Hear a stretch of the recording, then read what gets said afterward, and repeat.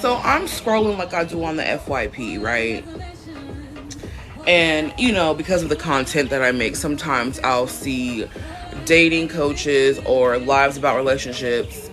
And this morning I was scrolling and this woman was giving relationship advice to women, and she's a dating coach.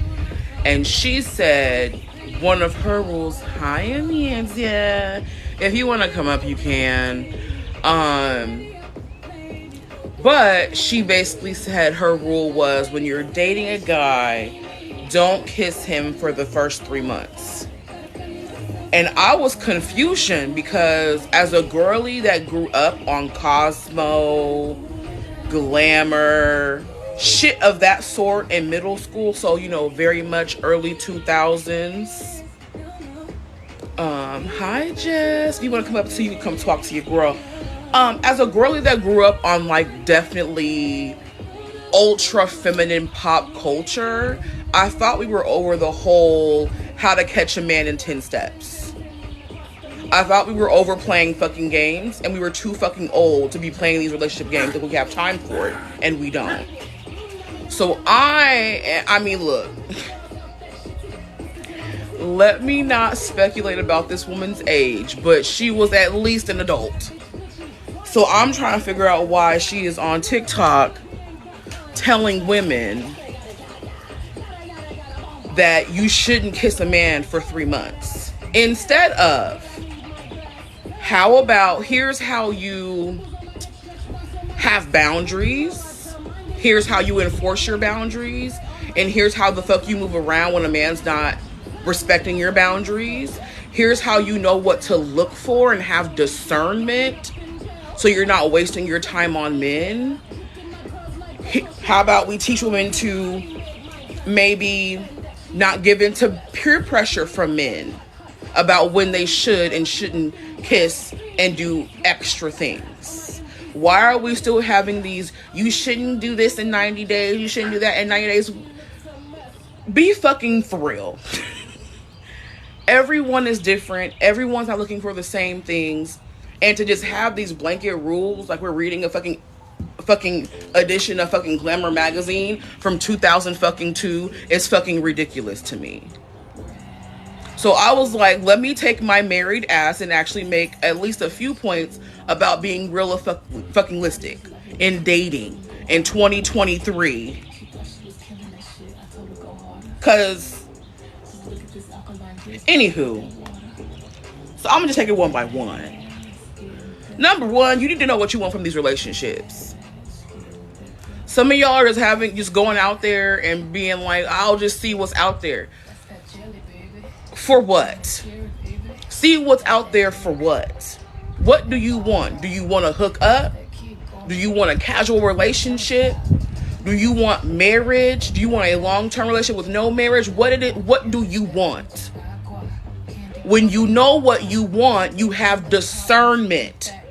So when you know what you want, when you're out here dating men and they come at you with things that you do not want, you leave them right where the fuck they are and be on about your business.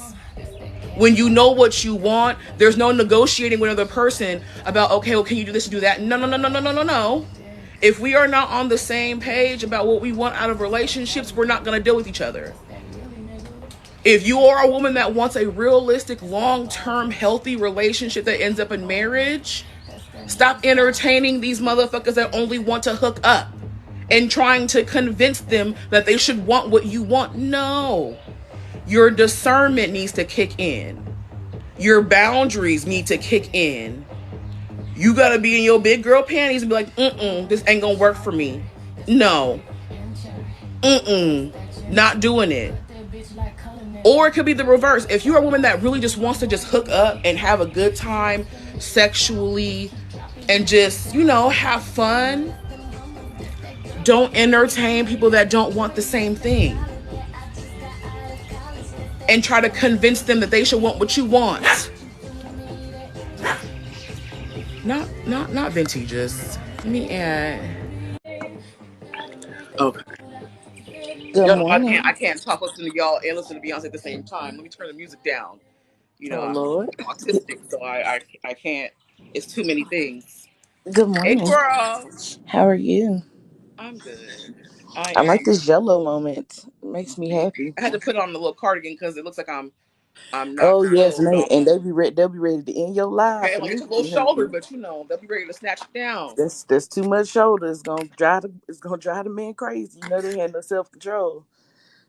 God Listen, forbid. as a girl that actually went to private school, dress codes everywhere are just ridiculous. But that private school dress code, I'm like, what do my shoulders have to do with men and engaged in classroom conversation? What does my collarbone have to do with Look, like be fucking for real? Teach when I them was to in have high self control. school, when I was in high school, my last 2 years of high school, we had this principal, and they put his ignorant ass over there because he was black, and he was supposed to whip the black school in shape, right? He swore up and down the guy he was Joe Clark. Swear to God that he was Joe Clark. Would run down the hall and everything like a whole damn nut. And I remember one time, I forget what I had on. This man would not look me in the face.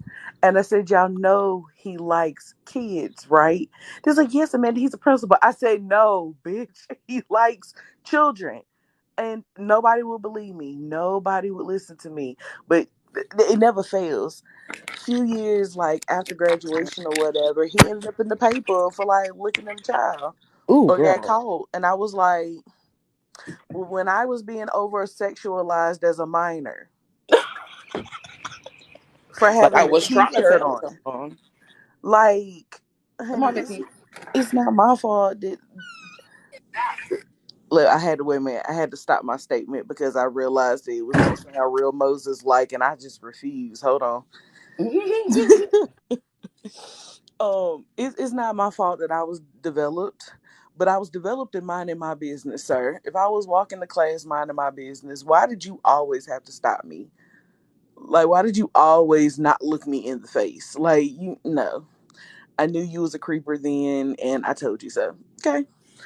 But your relationship conversation, Coco, don't be calling me out in front of all these strangers.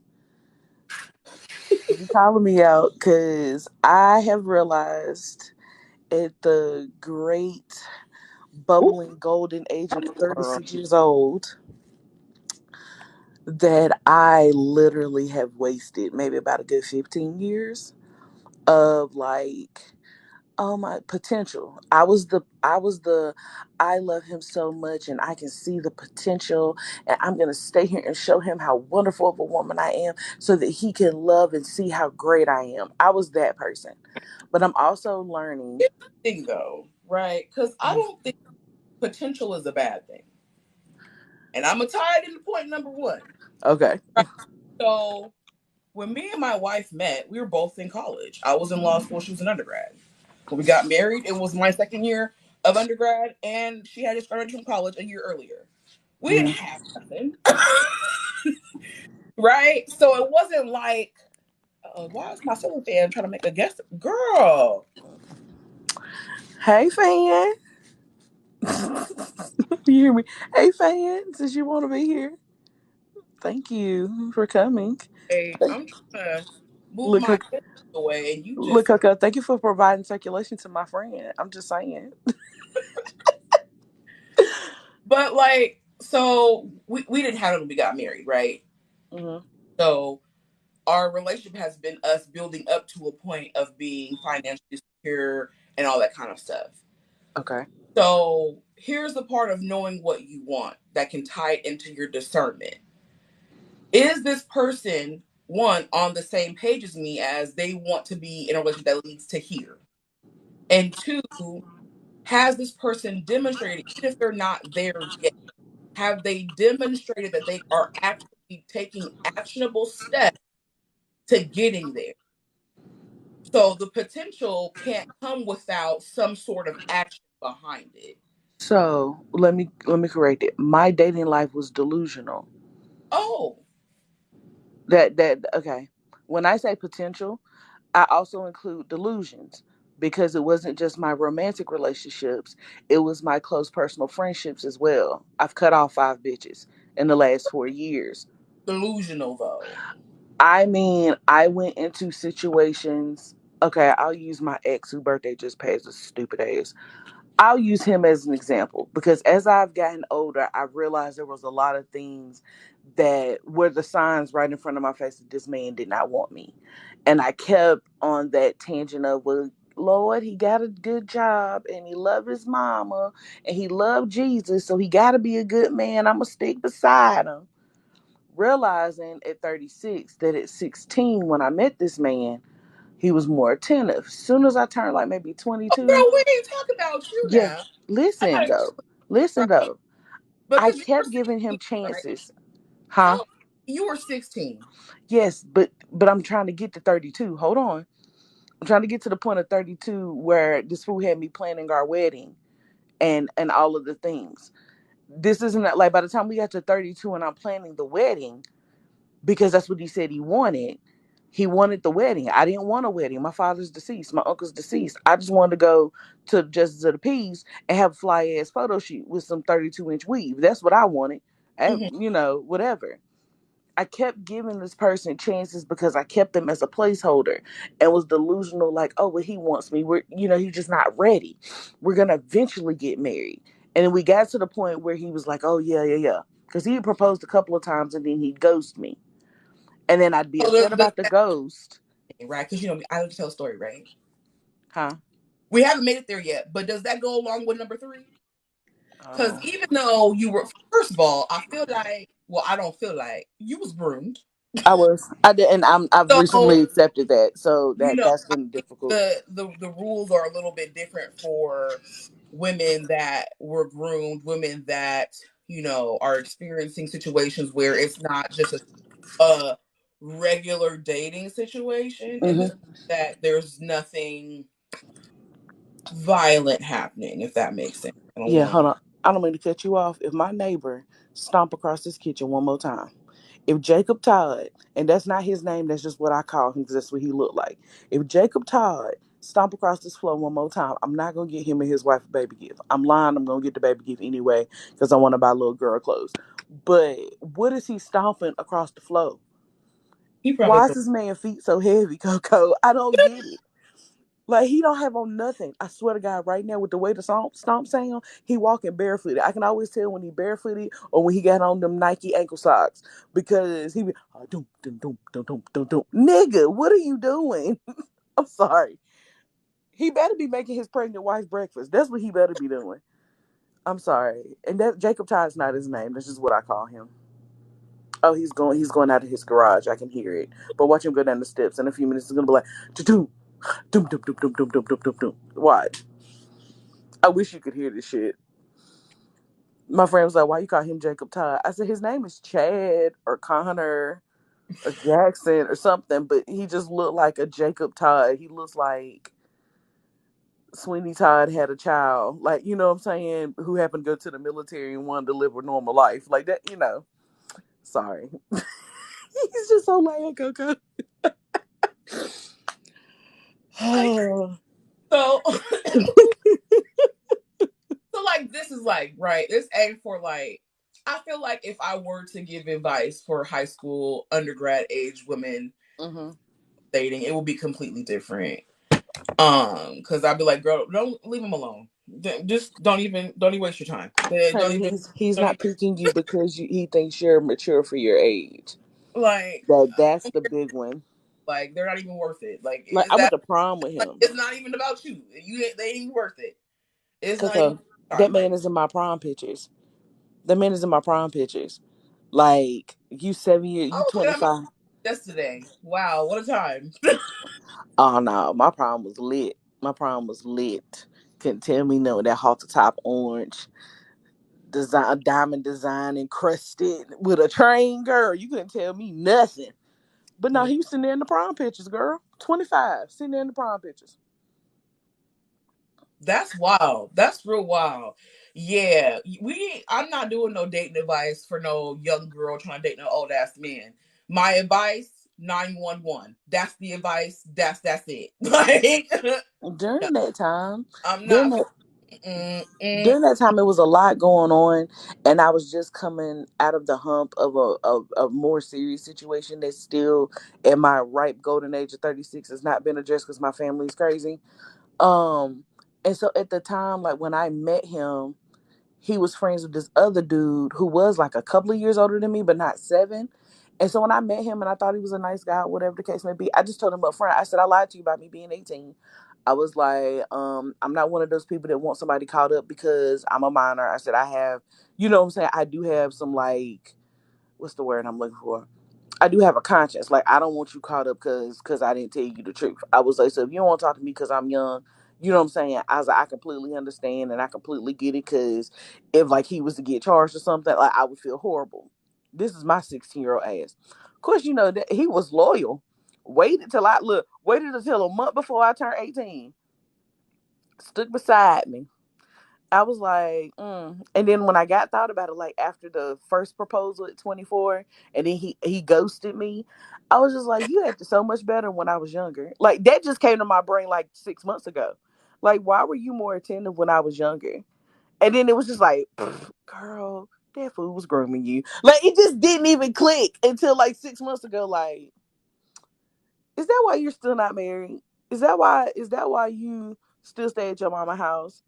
Oh. Like he literally I kept going back because it was familiar, but I also kept going back with the understanding or the perception of thinking like we're going to get married. Like I didn't stay here all of this time for it to not be married at the end of the day. And so we went through this whole thing. Like his birthday just passed, and of course, you know, Snapchat be like, "Hey, I know you don't care, but let me throw this memory. Hey, Corey, let me throw this memory in your face of what you did for this nigga, and you thought you was doing it, girl." And so, like, we broke up. We got back together. He had this moment about like why he was mad at me about something that happened when I was 22 when we were not together.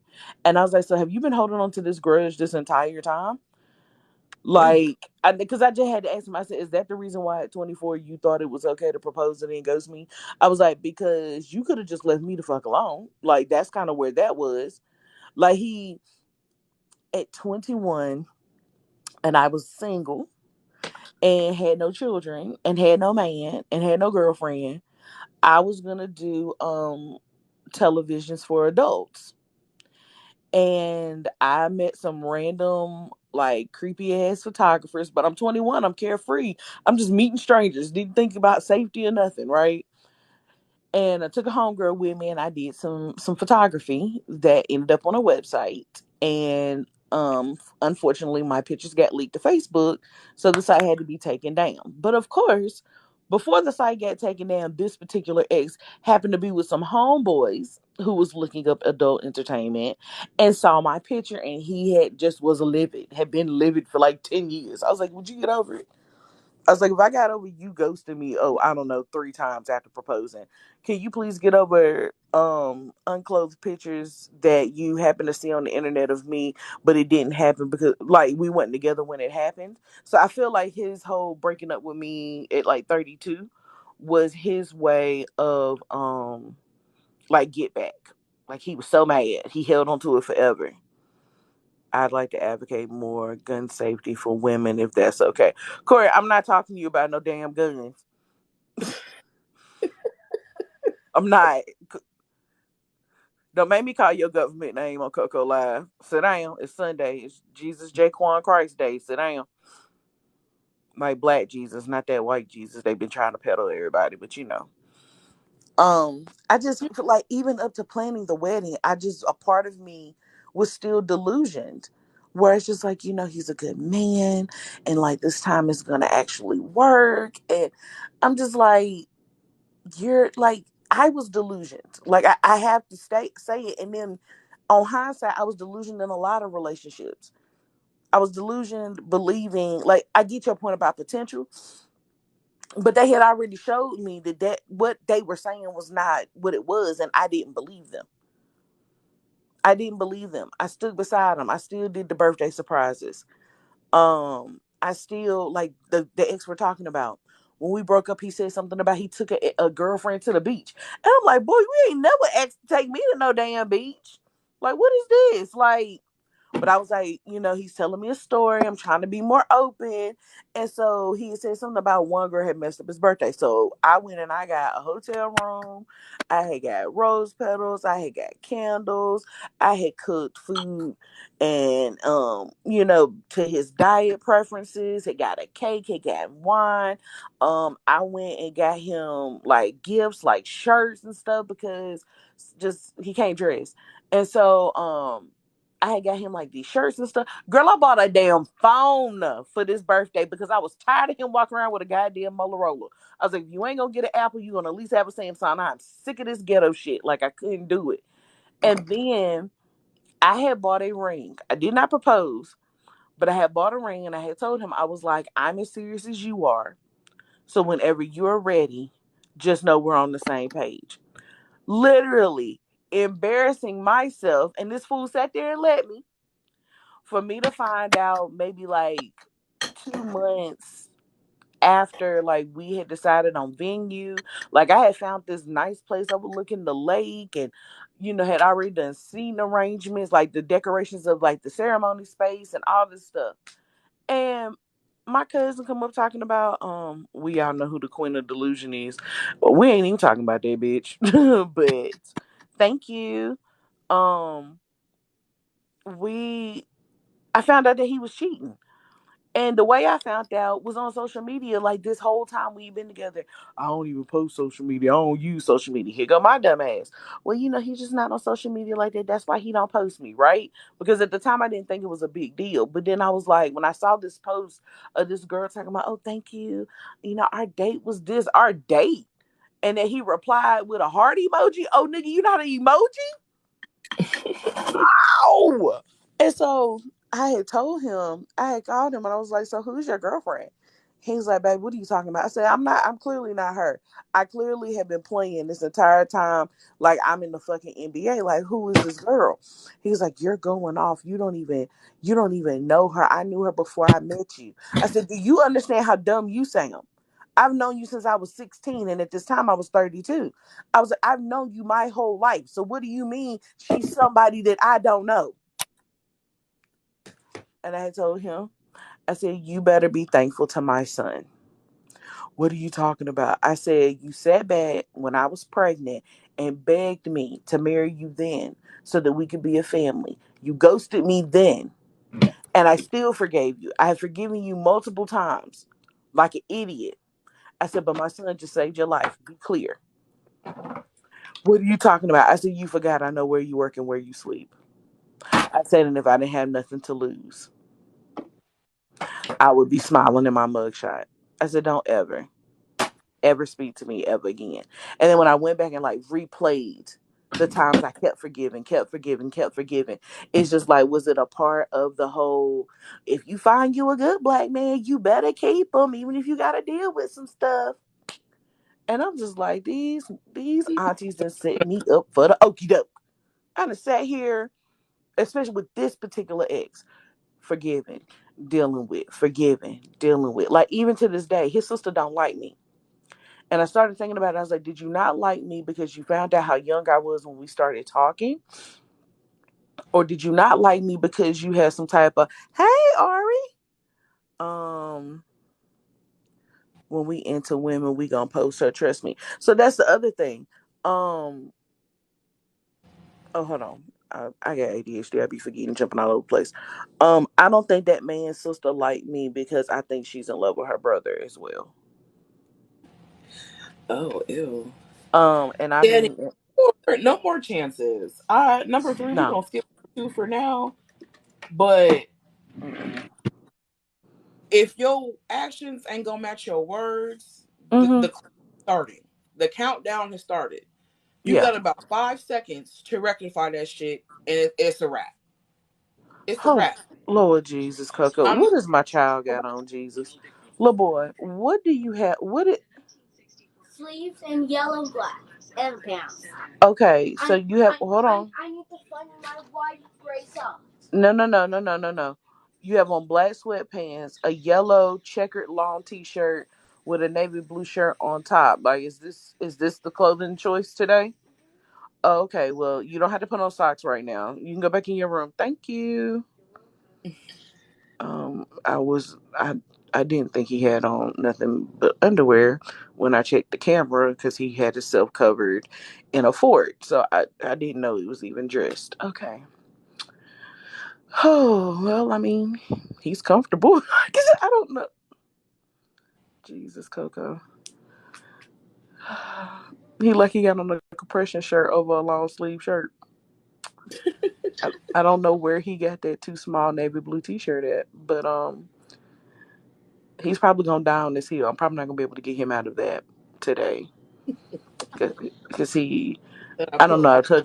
put I on. told you he's on the spectrum, and so what's happening is he's just like, listen, mom, this is what I like, and I'm like, okay, change your tone when you talk to me, but I'm not mad that you have your own opinions. He's probably gonna wear that to dinner today. He's probably gonna put on some sneakers and be like, "Hey, you like my outfit? It's nice, all right." He does that to strangers. He does to strangers like, "Hey, you like my outfit? You like my haircut?" Parenting. But yes, when I've always been the one where I've heard the words and I stuck by the words, even though the actions were not it.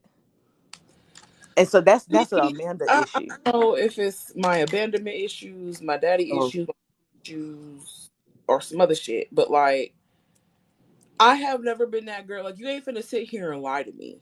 I don't care how much I like you. You not finna sit here and lie to my face. Like, I, so I'm just like, we I don't know if can't I thought it was a lie though, Coco. wear. I, It's a lie. If you say you're gonna do something and you don't do it, it's a lie. correct. In the terms, it's a lie. At the time of me going through it, I don't know if I actually believed it was a lie. I think I actually believed that they were telling the truth and that it was just going to take No, time to I'll change. believe it. I'll believe it, right? And that's why I have these up here. It's because we lie to ourselves to make Right, things more comfortable. And I'm telling y'all to stop doing that. right. If I don't you do it now. I if don't talk to nobody. know what you want out of a relationship and this person is demonstrating that they do not want the same thing, move around. If you have someone that is telling you, oh, XYZ and I want to be with you and Mm-hmm. this and that, but their actions don't align with that, move the fuck around. Because Right, we're not for what? For what reason?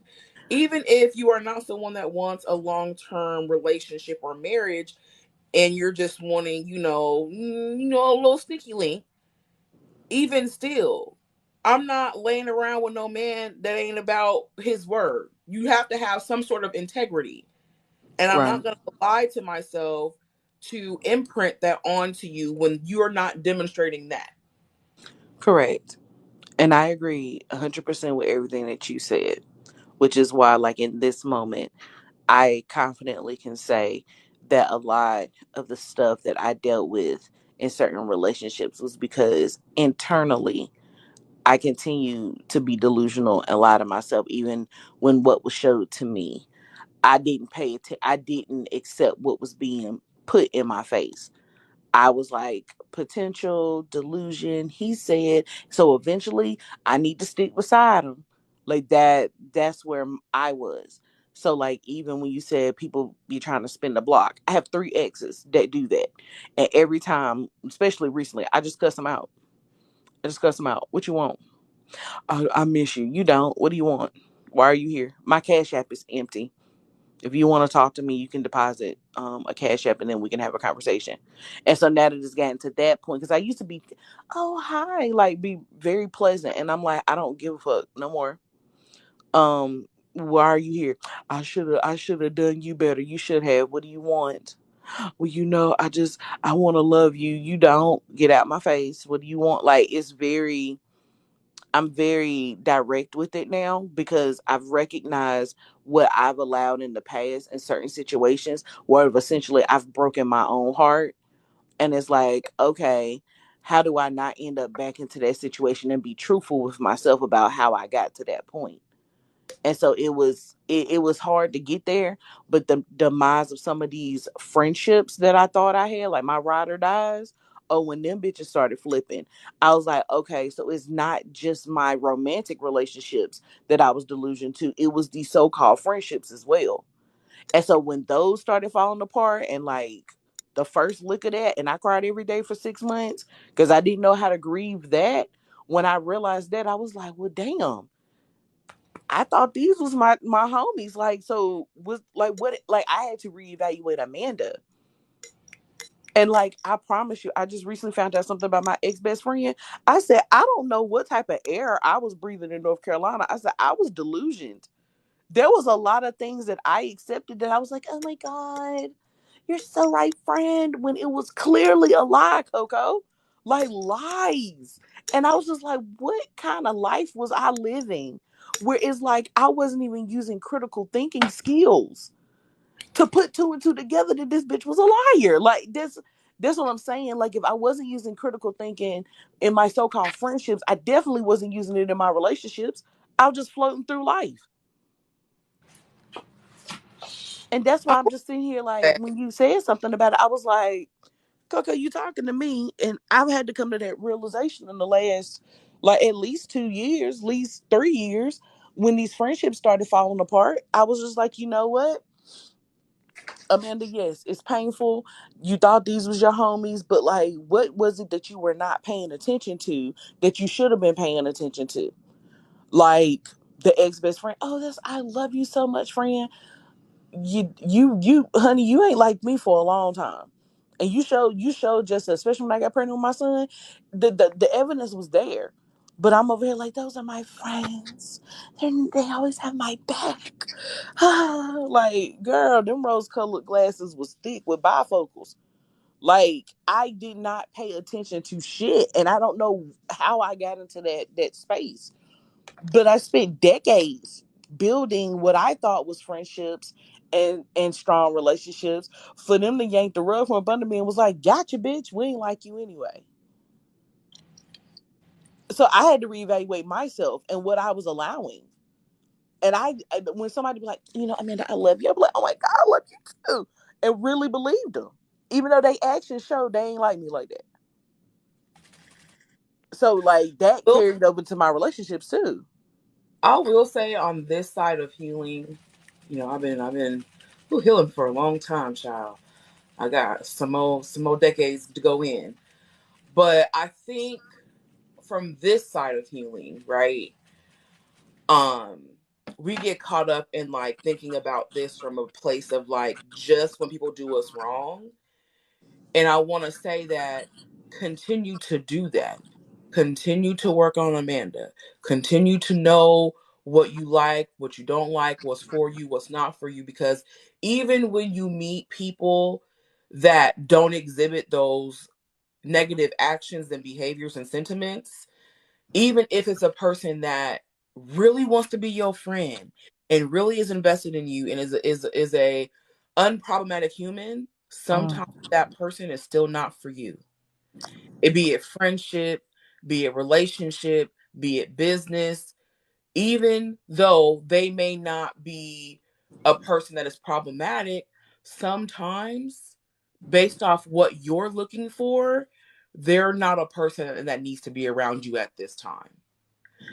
So I think, well, I'll say, especially with the lives with the black people about relationships, it's Oh Lord. always about like when something extreme happens. And Mhm. we can talk about those things because in our community we don't talk about those things. Right. Right. But I don't ever see anyone saying like, even if this man is a good man, even if this man treats you right, even if this man likes your child, even if this man has goals and aspirations, that does not mean you have to be with them.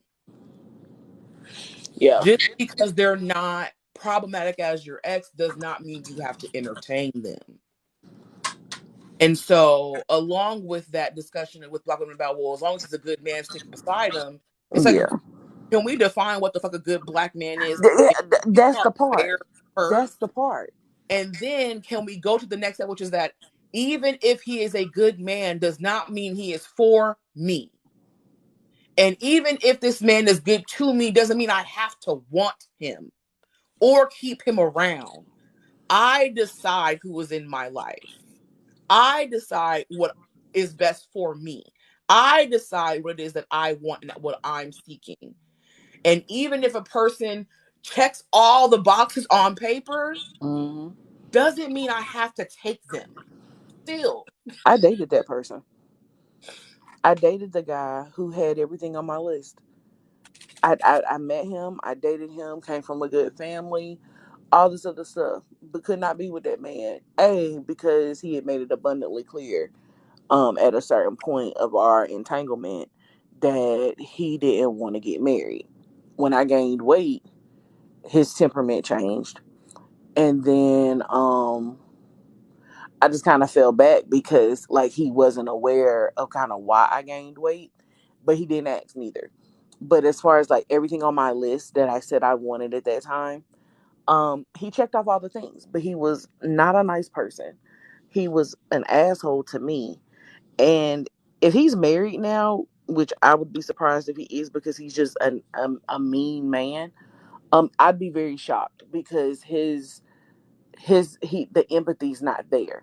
Like I've dated the man that had everything on my list, and he just, like you said, he was not the man for me. And then when I got pregnant, I had about 6 exes come out of nowhere. I can't believe this. That baby's supposed to be mine. I'm like, fuck all of y'all. Not for Because, no, collectively and disrespectfully. Because my problem with at least 3 out of the 6 of them was I was standing right beside you. I was right there, single, no children, ready, and you didn't want me. So that's what I'm saying. Like when I got pregnant, because I've had this conversation. I had to air out somebody on TikTok. I had this conversation when I got pregnant with my son, honey. My baby daddy trapped me. Like took off the protection, knew what he did, and about 16 weeks later, he admitted that he took it off on purpose to try to keep me. So like ignored that I was sick. I'm over here thinking it's stress. My mama cancer came back at the time, not knowing I'm pregnant. So then it's just like that baby's supposed to be ours. Boy, bye. No, it wasn't. Your sperm didn't work. Like I was disrespectful while I was pregnant. I didn't care. But it's like you didn't want me. You didn't want the relationship when I was doing all the things, the cooking, the cleaning, the freaky. When I did all the stuff, and either you walked away from our relationship and ghosted me, or you effed around with another chick. You didn't want me, and so now that I'm pregnant, which I hid my pregnancy for like 6.5 months, and one of my exes stalked my Twitter and texted me and was like, "You're pregnant?" I was like, "Well, good morning, hello." The oh. fuck? Like, why would you ask that? I saw your Twitter. You're following me on Twitter? When you do that? Like, he go my dumb man. When you start following me on Twitter, I didn't even see that. He was like, I saw your tweets with you and that dude. I said, okay, are you all right though? Because you got a little bass in your voice and I'm just not accustomed. Like, what is this? What's wrong? I can't believe that you're pregnant. That was supposed to be our baby. I said, sir, let me be disrespectful for a second. He would have been our child. But you want to know what happened? When we were living together, you decided somewhere in between your 12-hour work schedule and us living in the apartment together that you were going to get another bitch pregnant. I said, so you're right. My child possibly could have been ours if your child had not been born maybe 3 months before conception of my child.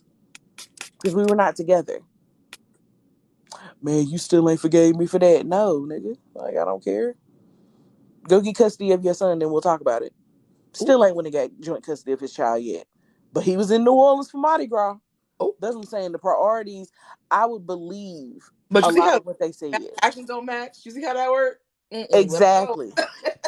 Let them They go. try they try so hard when they know they don't want it. But here's the thing. Leave me the fuck alone. Like I just the whole you have you seen on TikTok where it was like if they wanted to they would. Mm-hmm. When I tell you how triggered I am every time I see one of those, because in my brain, I thought that my relationships that they wanted the exact same thing I did. And when I had to accept the if they wanted to, they would, I realized at least 15 years of my relationship situations with people. was if they wanted to, they would have. And a lot of them didn't want to because a lot of them didn't fuck with me like that. Like, that was a hard pill to swallow, but I have to So accept that because.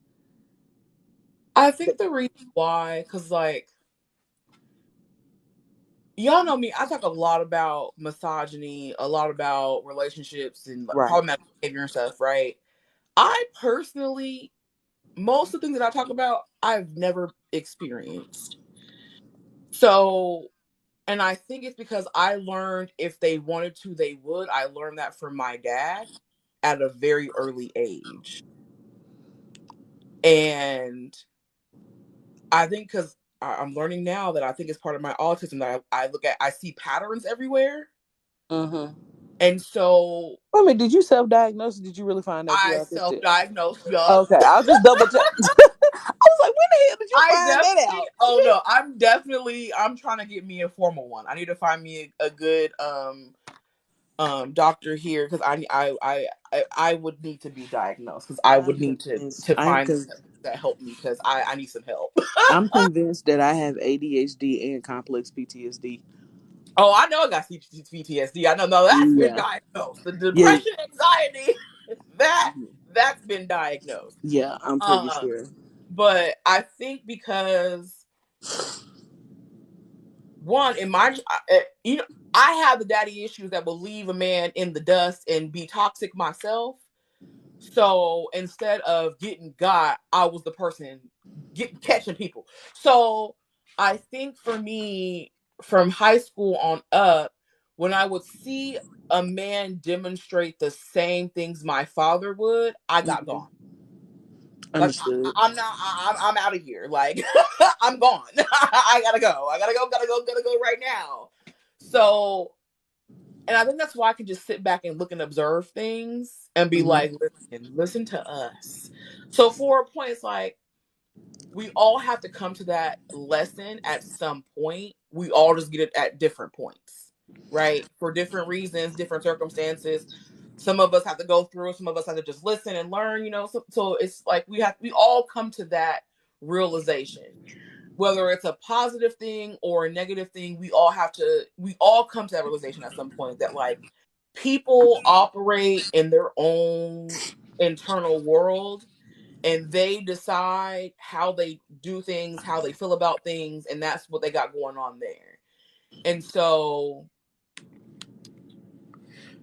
my own anecdotal experience with if they wanted to, they would is my wife, right? I mean, obviously, the fuck boy is my life. If they wanted to, they would. They didn't do it, so they had to get the fuck off the roster. Hmm. So I met my wife Hmm. when she was 21, right? Okay. I'm 25.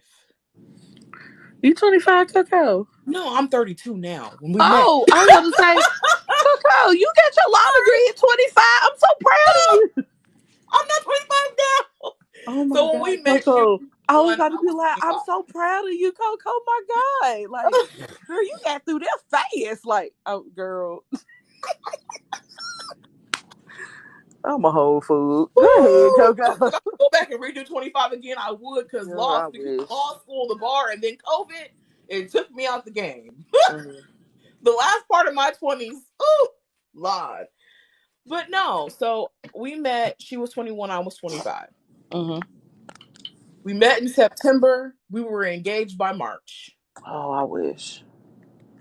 And we had a formal engagement by May. Mm-hmm. We're married a year and a half and some change, like a year and like 8 months after we met. That showed me how it went about, right? Mm-hmm. Like I'm going to initiate conversations about how do you want to have children?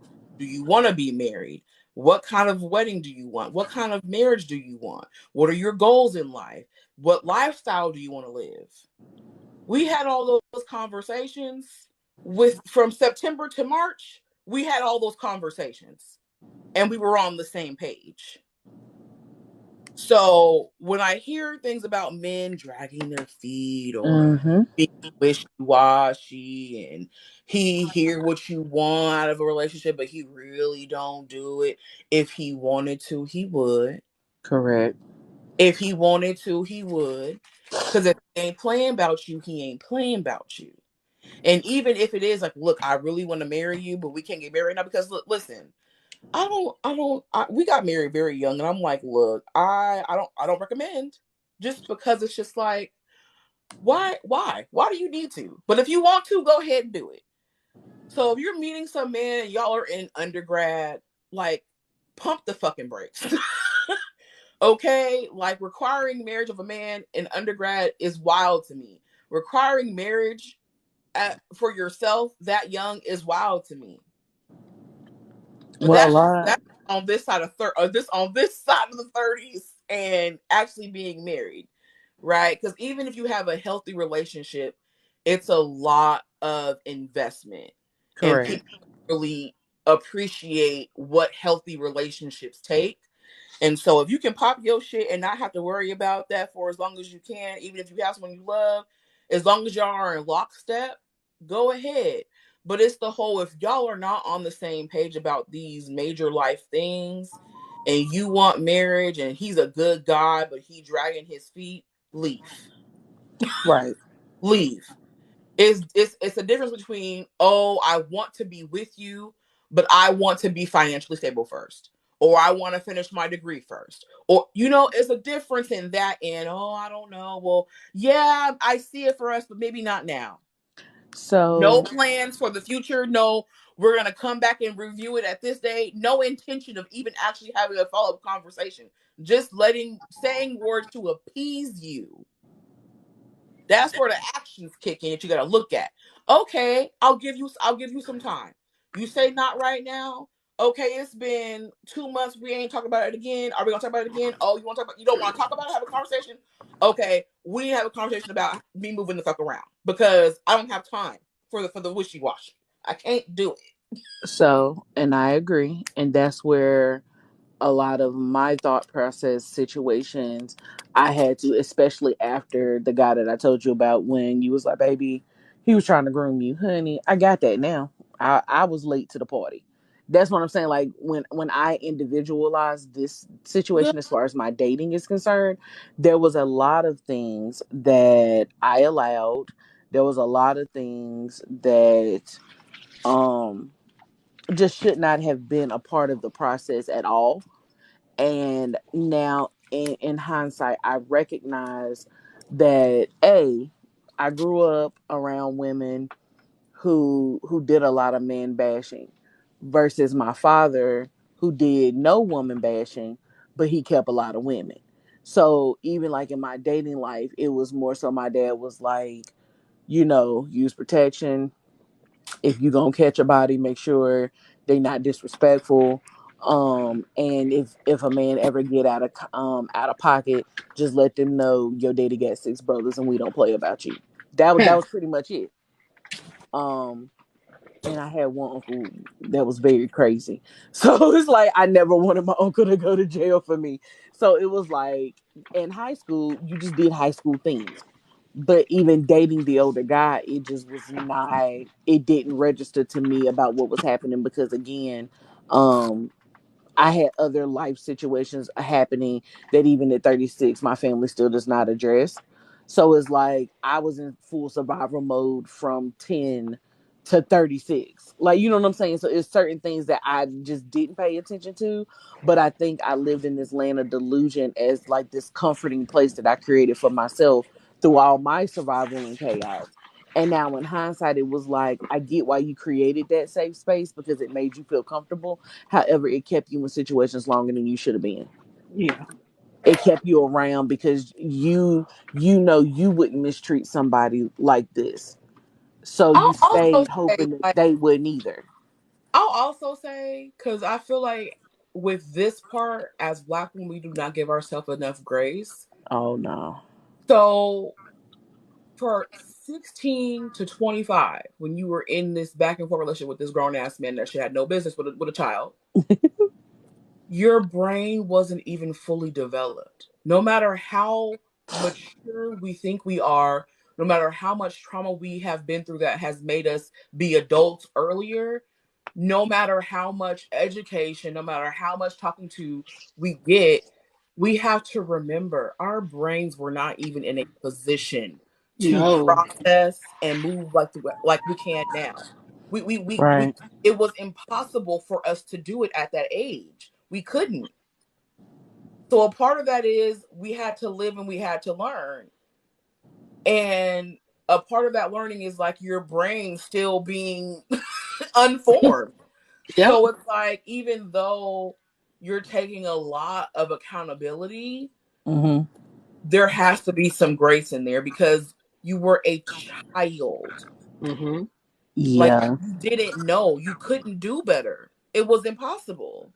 Well, And so that's why it's so important that we discuss what grooming looks like with these old ass men and these teenage girls. hey Yeah. Because Ari, hey Fats. in my, even in me moving around and leaving a nigga in the dust, Mm-hmm. at that same age, I was dealing with older men because my brain wasn't like, bitch, there should be no reason why this old ass man is with you.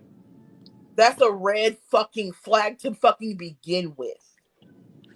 But my brain, it didn't know. Even in my brain, I'm like, oh well, I'm mature now. You know, our conversation is this and that. No, no, no. And so I don't want Good us to morning, Jay. print our 30 something year old brain on a 16-year-old child when she didn't know no better and she couldn't So when I have. discuss like this particular topic, I recently had a conversation with my niece who is 10 years younger than me. So my sister's 21 years older than me, and my mom is 16 years older than my sister. And so my mom and my sister's thought processes on relationships are completely different. And then when it got to me, I feel like, again, I sat in a lot of things that I shouldn't have because I didn't want to be a part of the He Man haters club. Like, I didn't. And then to now see my niece, do not be recording me, little boy. Oh, okay. That's nice. That's nice. What are you doing? I'm playing the game. Are you coloring? I'm not. I'm playing the game. I'm on the live. Say good morning. Let me see. What are you there doing? Mom, can press the camera? I'm not cutting on the camera. Just say good morning. Good morning. Okay. Good All morning. right. Now go play. Thank I'm you. hungry. I'm gonna fix you breakfast in a minute. Thank you. Go get a banana. Banana. I don't forget what the hell I done said. My kid threw me off. You was talking about your niece. So my niece is in. Thank you. See, I told you I be forgetting stuff though. My niece is in. My niece is in what I feel her relationship with her boyfriend. This man has stuck beside her through like finishing up her master's degree, through her cancer, just a whole lot of things. And in this particular relationship that my niece has been in, he has not once ever like tried to dim her light. She had an ex that was very jealous of her. And I ain't even like that little boy, but I told her I'd be nice as little ugly ass. But I digress. So I'm watching what looks like in the history of our family unit the first healthy relationship with my niece. Right. And then I'm also recognizing like, okay, my sister loves her child. She raised my niece is a phenomenally well-rounded, educated black woman, and I'm thankful for my sister for that. But I'm watching as far as relationships go, how none of us really had successful relationships, and my niece does have what looks like a healthy, successful relationship. And you see comments like, "Well, I don't even know how long they're going to be together." I'm like, they've been together 3 years. Mm-hmm. He's already bought the ring. And you know what I'm saying? I'm sitting over here like I'm that auntie that can't twerk no more, but I'm gonna be the loudest one in the room. Right. I'm that auntie, and I have to have these interventions with my sister from time to time. I'm like, you want somebody that has her back. You want somebody that's gonna get out there and hustle and not have her stressed about things that man can step up and do. I said through her cancer, me and my niece had a conversation. She was like, This will determine how strong my relationship is. That man didn't miss a beat. Mm. When her hair was coming out, he stood in the bathroom, wiped her tears. She was ready to cut her hair off. He stood there right beside her. I mean, I could not ask for a person to love. Okay, baby, go in there. No, go in there. Thank you. Okay, go back. Thank you. Um, I couldn't ask for a man to love her any more than this man does. And I watch him protect her as if I would watch her father protect her. And so I have always kind of felt like the buffer in between my mom and my sister when it comes to my niece's relationship, because I'm like, what healthy relationships have we had, ladies? Right. What healthy, successful relationship have we had? I said, because my mama and my sister still mad at my daddy. He been dead 6 years. I'm sorry. What are y'all mad about now?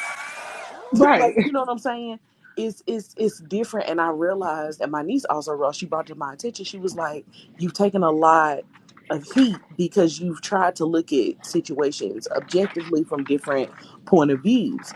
And it's just like a lot of us didn't even had never seen a healthy relationship.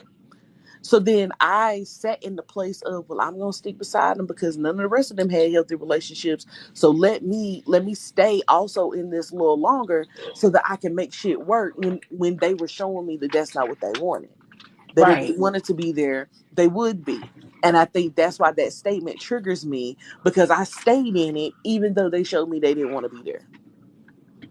Well, why does it trigger you? It triggers the hell out of me.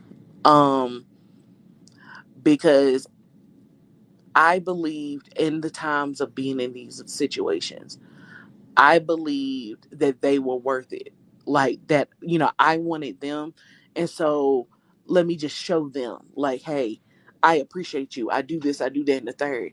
And the fact that they didn't even reciprocate, but if they Hmm. wanted to, they would. It's just like, so why were you here if you didn't want me? Like, I'm still unpacking it, but it's just like now I don't feel like if a man want to be there, he will be. And that's, I'm taking it from, I'm not about to beg you to call, text, or any of those things. I've done all of that. If anybody who wants to be a part of my life, they would be if they wanted to. And I had to stop taking it so offensively when they walked away. And that's not just romantic relationships, friendships as well. Hmm. I know with me, when I was in high school, I didn't even think about being with a guy. My mind was just like so pressed on, hurry up, girl, get out of this place. Because you are above it. Like, so, and then dealing with my dad, and he's so inconsistent. I thought all guys was like that. Even though I had an uncle on my mom's side that was very consistent, my brother, he was in a marriage raising kids that are not his. I Mm, seen that, but because my dad is my dad, right. that was who I was supposed to be looking for that. Okay, this is what a man does. I was like, well, I'm good on that. Like, we can wait. Like, how I lost my virginity was a trick. It was like, come on, it's okay. I really do like you and all that stuff. And then when I realized this isn't what I want, that guy was crazy. And I after that, I was like, okay, you got to pick and choose. How I met my husband was at a club, not even thinking about being in nobody's relationship. And we just had a great time together. And he said out of his mouth, because my husband and I are 7 years apart, him being the oldest, Hmm. he said, I'm not ready for a relationship. I don't even know if I can do a relationship because I've done Oh, relationships before and they just didn't work out. But I really do like you and I'm cool with hanging out with you. And I said, okay. Cause that gave me time because I was 21. It gave me time to still play the field and realize, he was the only one that was honest the whole time when everybody else could have just been honest like that too. So that made me like him more because he was honest. So I could tell that he was liking me a lot more than what he was putting on because he was always coming around to see me. But I didn't want to press the issue because I didn't want to run him away. Because if right. that was something that he didn't want, I definitely don't want to put that on you. But when he came to my graduation, when I graduated undergrad, I was like, this man loved me. So I don't even know why he playing this game. So in May 2014, after my graduation, I said, "This is not an ultimatum. I just want to know, like, I know that there's more to us than our friendship." Mm-hmm. And he was like, "Ariel, I don't know if I can give you what you want. You want a husband and you want a family, and I understand that, and I am afraid because nobody taught me how to be a father." So I don't know if I could do it. Nobody taught me how to be a husband. I don't know if I can do it. At least he's honest. I And like if yeah, and more we than said talked that, So about it'd it. be Exactly. I want to Yeah. talk about this comment for you looking at the you. comments. So safe stuff, is that what that is? Safe, whatever it is. What do you Safe mean by stuff. we gotta have a conversation about what do you mean by vetting people? So while they do that, go ahead. While they put that I in the thought I was. I thought I was Yeah, I being mean, you open everybody minded thinks and that giving the people, a chance. Like I thought my idea of vetting was like treating people the way that I wanted to be treated and being a genuinely nice human being, and not a prude or a mean girl like my mother, and trying to hmm be open and honest. That's what I thought I was doing, and that's not like the reality of it. know what? Well, I wanted to ask because people have when they say vet people, they never are specific about what the action of vetting looks like. Hmm. And then when they mostly bring it out, it's when someone it has problematic behavior or violent behavior, and you'll say, "Well, she should have vetted." So, what do you mean by vet people? What does that mean? Explain it. Don't just say vet. Vetting Explain is a what skill. you And mean Everything every is a by skill. what vetting is. That's a troll. yeah, and if Vetting. everything is So, a skill, what is the then skill explain the of vetting? skill. What is the skill of vetting? What does that skill look like? You can come up. Oh, girl. I'm a mute Why? Amanda because already, she is teasing look, me. I because swear to you God. know Me, why? me and Amanda is on the same page because every Listen, time you tell Let's do somebody to this. come Let's do up, this. Let's it do this. always Let's do be this. okay. I'm gonna shut up I'm though. gonna have both y'all mute. Okay, I'm gonna ask the follow-up questions. okay. okay, Just just know I'm gonna be muted, but I'm gonna still be Okay. talking. yeah, I'm gonna be talking Okay. to myself as well. Like, what is it? What is going on? Okay, I'm gonna shut up. Okay. All right. Hello. Yeah, hear me? Oh, hello. So we need a well, hello. How are you? I'm good. We're looking for a very specific definition and description of vetting. So vetting people, as in, well, a very specific definition. I mean, personally, can I just give my own like points on what I think it is because that's just how I use it. Not in specific definition, but I use it in the sense of like, for example, knowing how people think, or for example, knowing what to look for in a partner for them. That they'll be a bad candidate for the future to date. You see what I'm saying? Hey, hold on. Let me find a piece of paper. Hold on, hold on. Why I got no paper in here? Hold on a second. I really don't got no paper. What's one of these manuals? Okay. Coco, you are a lawyer. You should always have a pad and a pen ready to I'm at go. my makeup vanity, okay? I have a Sharpie. Not the makeup vanity. Okay. Okay. So the first one was you gotta do what? Know how they think. Okay. What was You the have next to one? know. Well, first you have to know how the opposite gender thinks. Like, I, I, I, I, I, I, Mm-mm. Pause. Mm-mm. Do men share a brain? well, no, but to a degree, we all think. Ooh, okay. We're gonna move on from that. Point number two. What Point was number. that? Say what? What was point number two that you had? Um. Well, hold on. Can you tell me because maybe I just forgot it because I just said it, but it's like a brain fart. Um. Maybe it correlates with point number one a little bit. I don't. You were speaking. I don't. I had to get I a think notepad. you said something in reference to like, um, I know you said something about their thoughts, and then I think you said kind of like, and I'm just saying this Venti. without saying, yeah, without really saying you quoting you directly. it was something more on the lines of like, telling them about what you want in a relationship, and if they don't agree or match with that, I think. I don't think so. But actually, I can speak on that because I did say something like that in the comments. So basically, like I think that you should get to know people slowly. Like you should, obviously. I mean, actually, can I elaborate on the first one because it kind of goes. This second thing kind of goes. We're not. I'm taking the points down. We'll come back to it. All right. So basically, when you communicate with the person that you're talking to, well, at least for me, you can't be afraid to cut them off. Like a lot of people will meet somebody, and because they got to know them, they're like, I really want this to work, and da. But if you see these, red flags. If you see these, So, you need to cut them. so that kind of is a next step. That's kind of like a result of vetting and it not turning out well. I'm trying to get to if a woman is dating and seeking a relationship with a man, and let's just keep it in heterosexual terms Okay. and not be inclusive because Um, so what does vetting look like in order to get to the place where you can cut them off because they don't align with you? And this is why I mentioned the first one, right? It's education. Most people in the dating market, I don't know why this wasn't taught, but you need to know what to do before you get into it. It's like, okay, this is how people are Okay, dating, right? explain, break it down to the smallest bit of I information. will.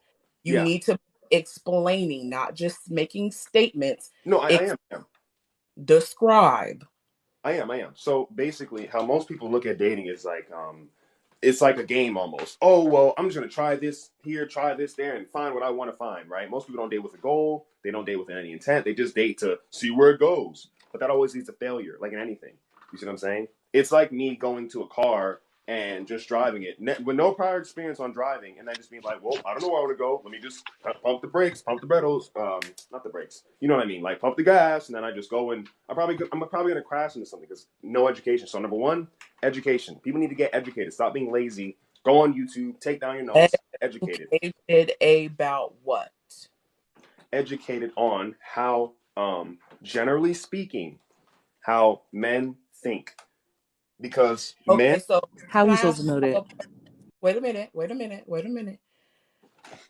so, So as oh, as someone who has a degree in sociology, mm-hmm. right, that has studied the genders and how it relates to society and has taken a personal interest in feminine pop culture and dating, how does that translate to an intrapersonal relationship one on one? Well, it kind of, to a degree, it can't only because, right? Everything is Okay, stop subjective. that. So Right, that you just conceded your entire point. not at Then all, not at all. I said to a degree, you have just conceded your entire point. not at If all. your first point is to get to know how men think generally as a part of your vetting, but it cannot translate to your intrapersonal relationship, you conceded your whole entire point. It is now Not, moot. I said to a degree. I said to a It degree. no, you said it can't. I said to a It degree. can't. Okay, well, where I'm not doing this, so let's No, just not. because I mean to be and host. I don't mean to be rude, but you do keep cutting me off on every point. I'm just saying you cut me off on everything. Okay, I'm cutting you off because you are not answering the question directly. I'm not one of these people that are on here that are going to waste time with you. I asked you a very specific question. I'm looking for specific answers. You're not giving those specific answers, so I'm not entertaining it. That's not how we do things around here. Goodbye. I'm not doing it. Oh, girl, I was tired. Hi, babe. Nope. I was over here talking to Absolutely not. myself. Same. I was I don't care. tired. I No. was like, what is he talking about? When I don't. What I don't understand is we're not mind readers, and Mm-mm. so if we just use TikTok 2023 dating talking points, let's just use what is on this app. If you most men want the woman to shut up and do what they say without question. That's what it So seemed how are like. you supposed to know? Imagine being mad that I said you. We didn't. Imagine being so inept and dense that you don't Right. understand what a concession is. I mean, you can tell when someone doesn't really have the knowledge that they claim that they have because it was very simple questions. These questions weren't really like think pieces. It was like, tell me what vetting is. Oh yeah, well, what you If you believe ask, your ask, definition ask of me, vetting ask is? me, ask y'all, ask me what vetting looks like. What Just is ask me the question. What what does does vetting look vetting look like? like for you? I'm gonna make a disclaimer first and then answer your question directly. Okay. Disclaimer: I do not believe vetting works because you cannot predict future behavior. Hello. However, if you are going to vet as a woman, do a background check. Get their Hmm. full government name and do a background check. Talk to the women in their life, especially their exes. Ask them very direct questions and listen to their answers. Give it time. Let them show you if their words match their actions. Hmm. Number five, let your friends and your family meet them so they can see the things that you can't see in the honeymoon phase. Number six, if they have children, ask them about what kind of parent they are to their children from their child's perspective. Get to know if they've got married. If they were married, what did and didn't work in their relationship? Go to therapy. If y'all need to, go to couples therapy even before y'all get engaged. Hello. I could go on, but does that answer the question for y'all ladies? It sure does. Yeah, Y'all see how that was straight to the point? We ain't talking about, oh, well, men think like this and women think like that. And you got to know generally, even though it doesn't translate, it's like, come on now, be fucking for real. but that's what I I'm saying. Like even with the vetting part, when the conversation started, it's like well, you need to know how each other think. If we knew that, do you How do think I that the get to that? passport boys would be Explain it arguing to with me. every person with a vagina? No. Because they would have what they want and be Specific, good with it. right? We're all almost the same age, grew up in America. Do we think the same? No. No. Like, be fucking for real. Like, you really want us women to learn about how men work generally just for what? For what? For shits and giggles, because we're here to When I have to assist get to know them you as and an be their individual rib. to know how all men work to do what? If he Like, didn't know the I'm answer, he convinced should have that said he men didn't just want know. to But I knew get it. on these lives to waste fucking time. Oh, yeah. They just We want to see hear that all the themselves time. talk. They just want to create conflict and divert from the topics at hand and not have a productive conversation. If Oh, I'm asking you, 100%. he was up here for how long? I asked him one question and he didn't accomplish answering the question. And If then I didn't ask remember you his own if talking A points. squared plus B squared equals C squared, A is this and B is this, what's C? And you say, well, you know what? I think we should figure out what A is. Motherfucker, we already know. Show me how to get to the answer and get there quickly and show your work. I can tell you didn't do well in school just by the way you answer questions. I'm telling y'all, the No I'm Child getting Left mad. Let me Behind calm the fuck Act, down. that No Child Left Behind Act really did a number on a lot of American citizens. Oh my God. It's like we could have had a discussion around you answering the question. We couldn't even get that far because you didn't want to answer the question or No, you couldn't answer the question. That's a problem. I I That's a say just problem. that say they that don't. They it's never want to. they don't have a solution. And this is what I be saying. Ari, you remember that guy that was in Cam's live? Oh, He trips me out, and the reason me and Ari was in another live, and I go into the lives when Ari is there because is one particular man that I just feel like his disdain for black women is just is it doesn't make no sense as a black man for why he has such disdain for black women. But I right. went in the live because Ari was there, the host. Ari be trying to get the host together, so I don't dislike him as much no more as I used to. But because I used to couldn't stand him. He like about six of my mutuals then blocked him because he be cutting up. And so I went in there on the talking points of what did Cam say? His crazy ass. Oh, you can't say you're an independent woman, but say you want a man as a provider. Right. And How I was sitting, stupid. How stupid. Coco, trust me. I sat there and I let like Ari is very good with her words. Cause see, I cuss people out. I don't care. So Ari's very good with her words. Ari's an educated black woman. I'm not gonna but sit in a room but so long with you taking a tone that seems disrespectful to an educated black woman. I'm not gonna do it. She So jumped up for me real quick. I was like, look, I know this dummy. He gonna look. leave in a little bit because he don't never like what I say. And sure enough, he left. So they're trying to say that there's no way a man can be a provider in any other context outside of financially. I said, then that means most of them are Bro, not providers because they do not have money. yes. Yep. What? Yeah. I said, what if a woman is Do these providing? they, Um, they must have to share a brain. They have to, because y'all could have got together and had a whole group think about what are different ways to protect some women without having to punch a man in the face or provide money that I don't have. Exactly. but they And didn't then want to they hear none of asked that. me, the guy asked me, "Oh, you're saying that your husband is a provider in other ways? How so?" Like I wasn't going to be able to name them. But so here, and then here was the talking points that pissed me off.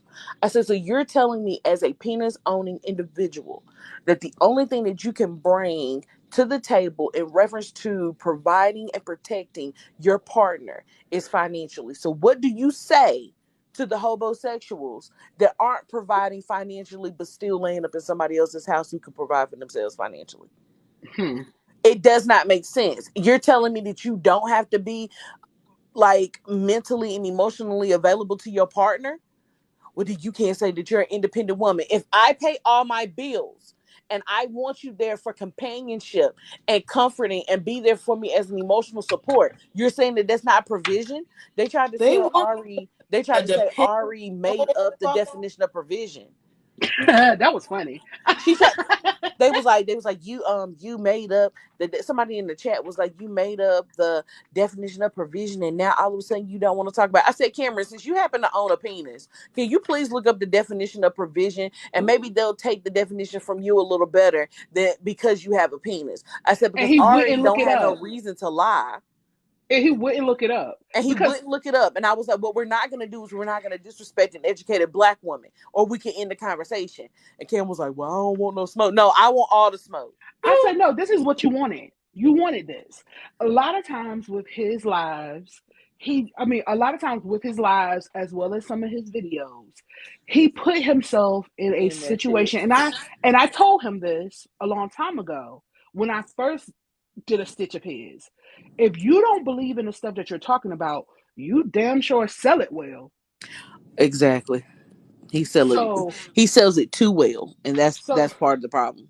right. they So I'm can't see. like, you can't get mad because women like me are coming for your throat because you put it out there like that. And now Hmm. you want to back. No, we're not backing back. Let's have the conversation. Right.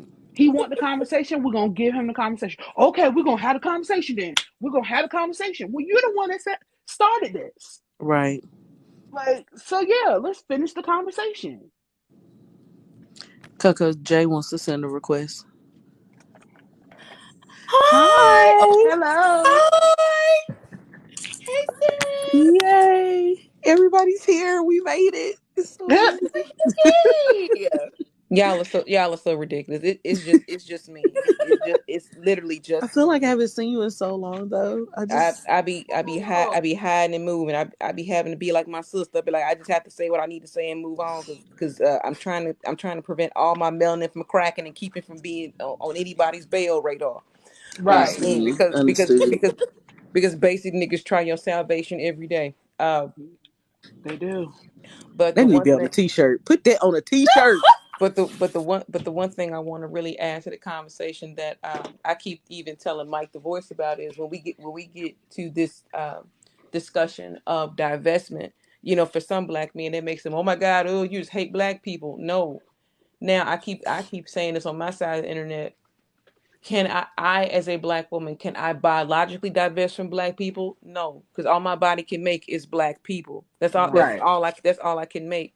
Now, socially, can I divest?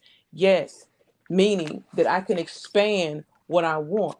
And for the doofus that came through here that didn't know what talking points were and couldn't keep his own self together, sir. Only thing that we are literally asking as single black women is can you be a functioning adult in the world? And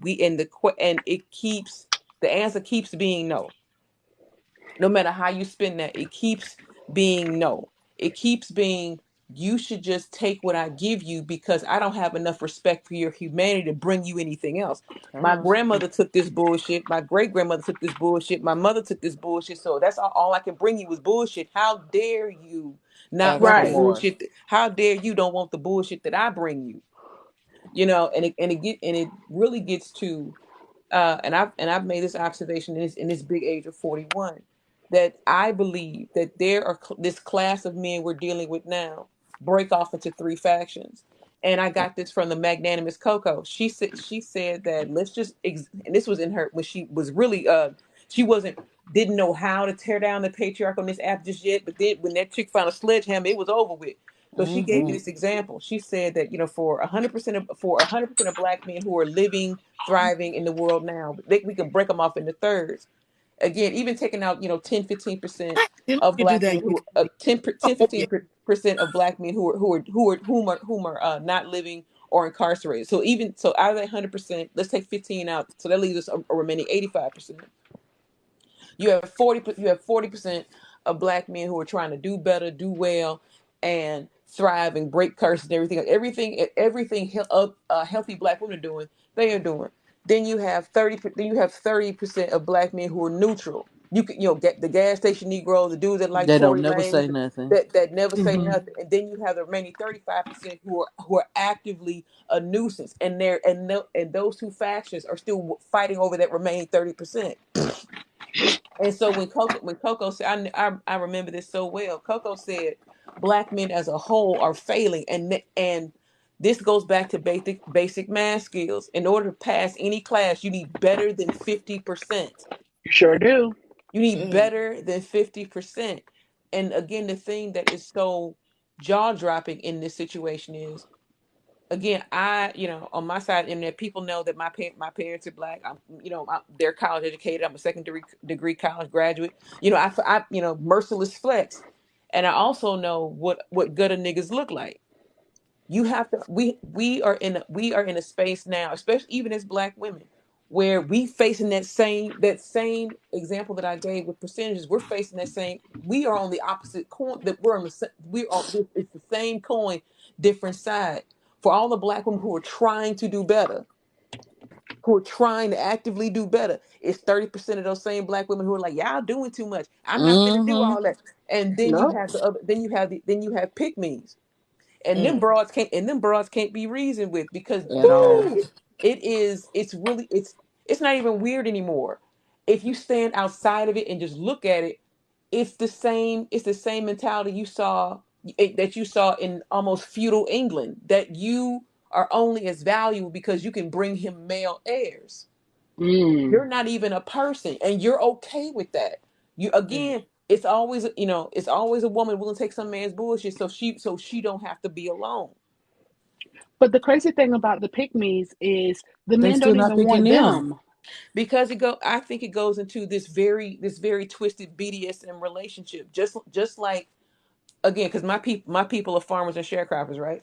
So for these dudes, right, you don't want the land that's already prepared.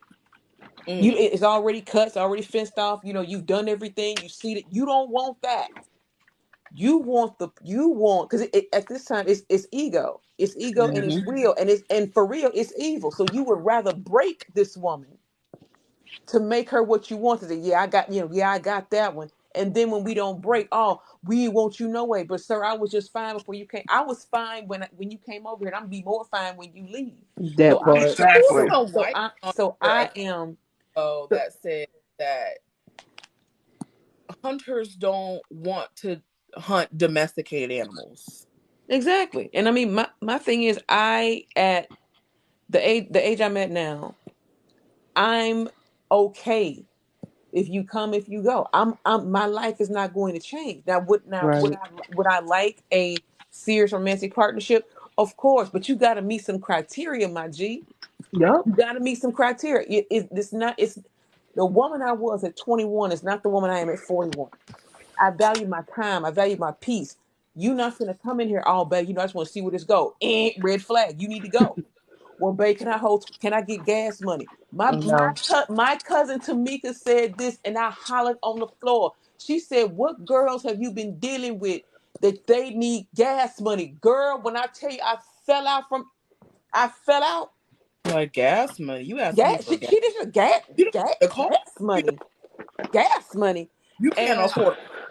So you I can't mean, afford Petra. Oh, it's okay.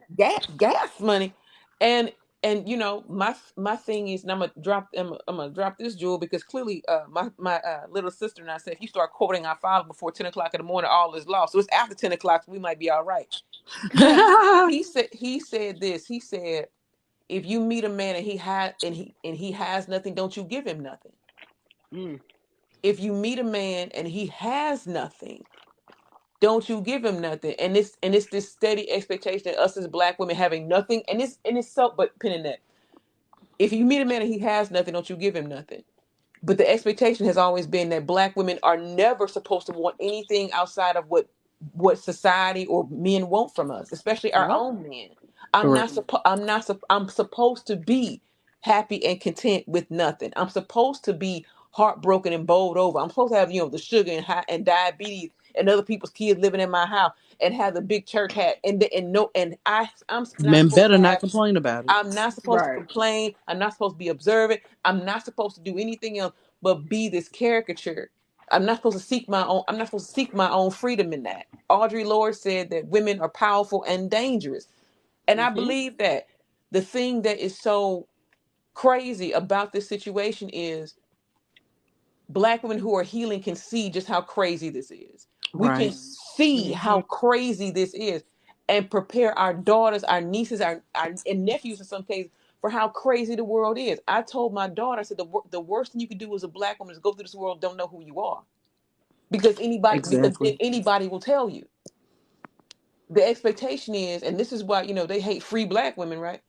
Right. Hmm. The fact still remains that society. Now, I'm not. I'm even break that off and be my sister Coco for a minute. Even taking away the sociological imagination, right?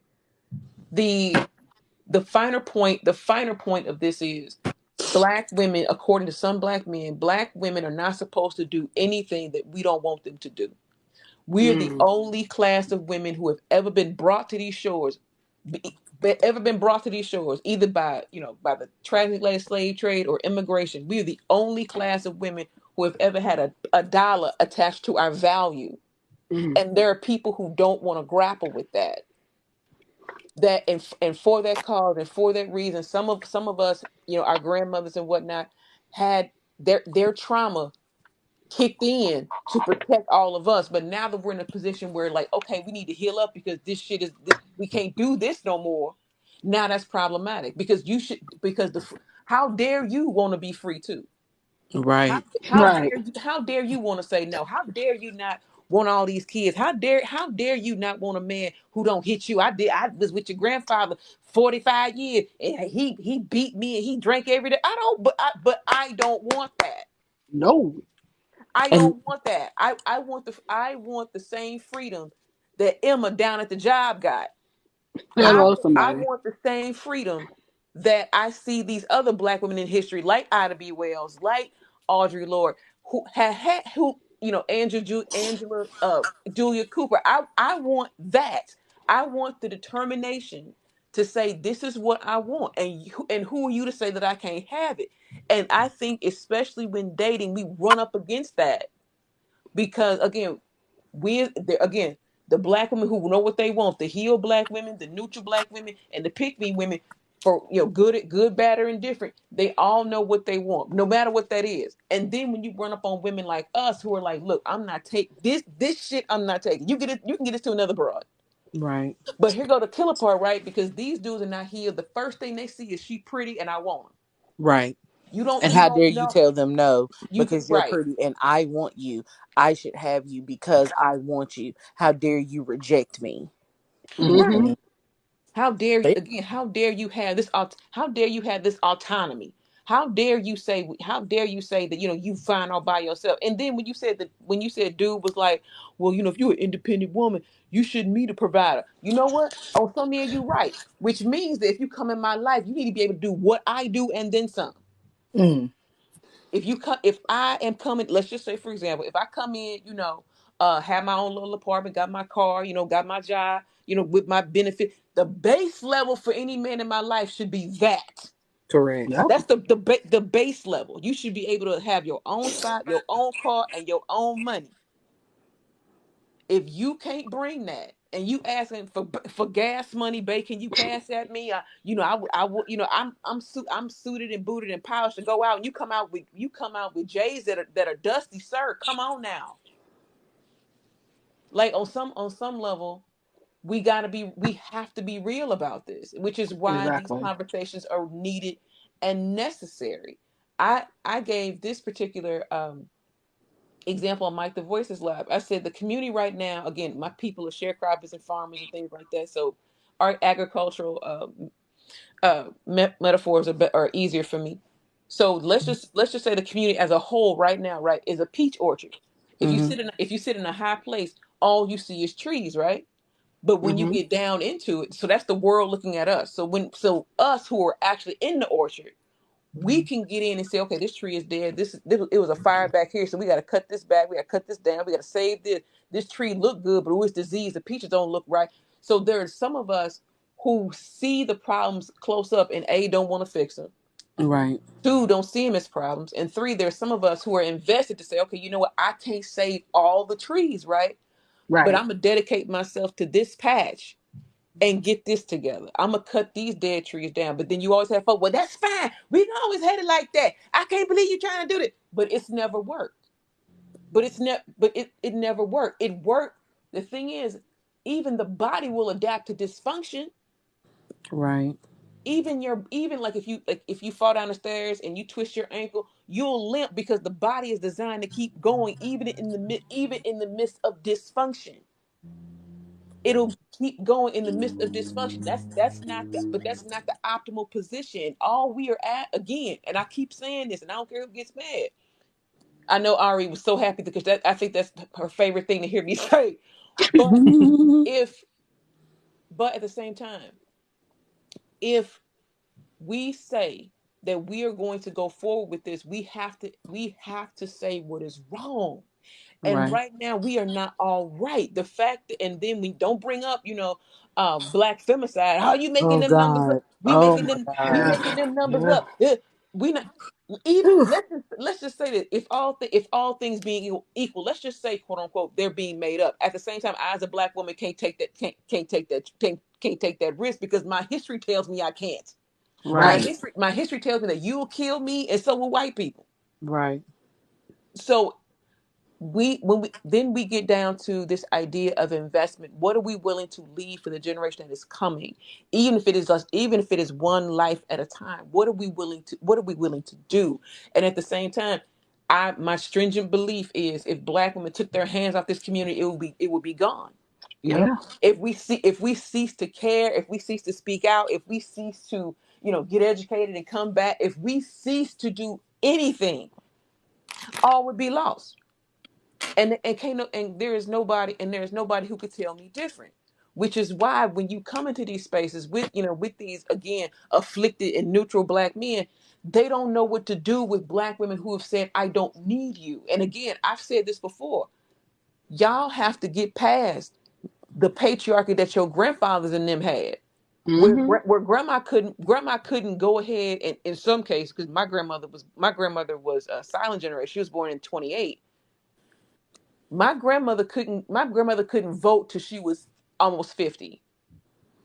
So she couldn't even get a bank account until she got married. Right. Well, She didn't have the autonomy and freedom that I have. She ain't have.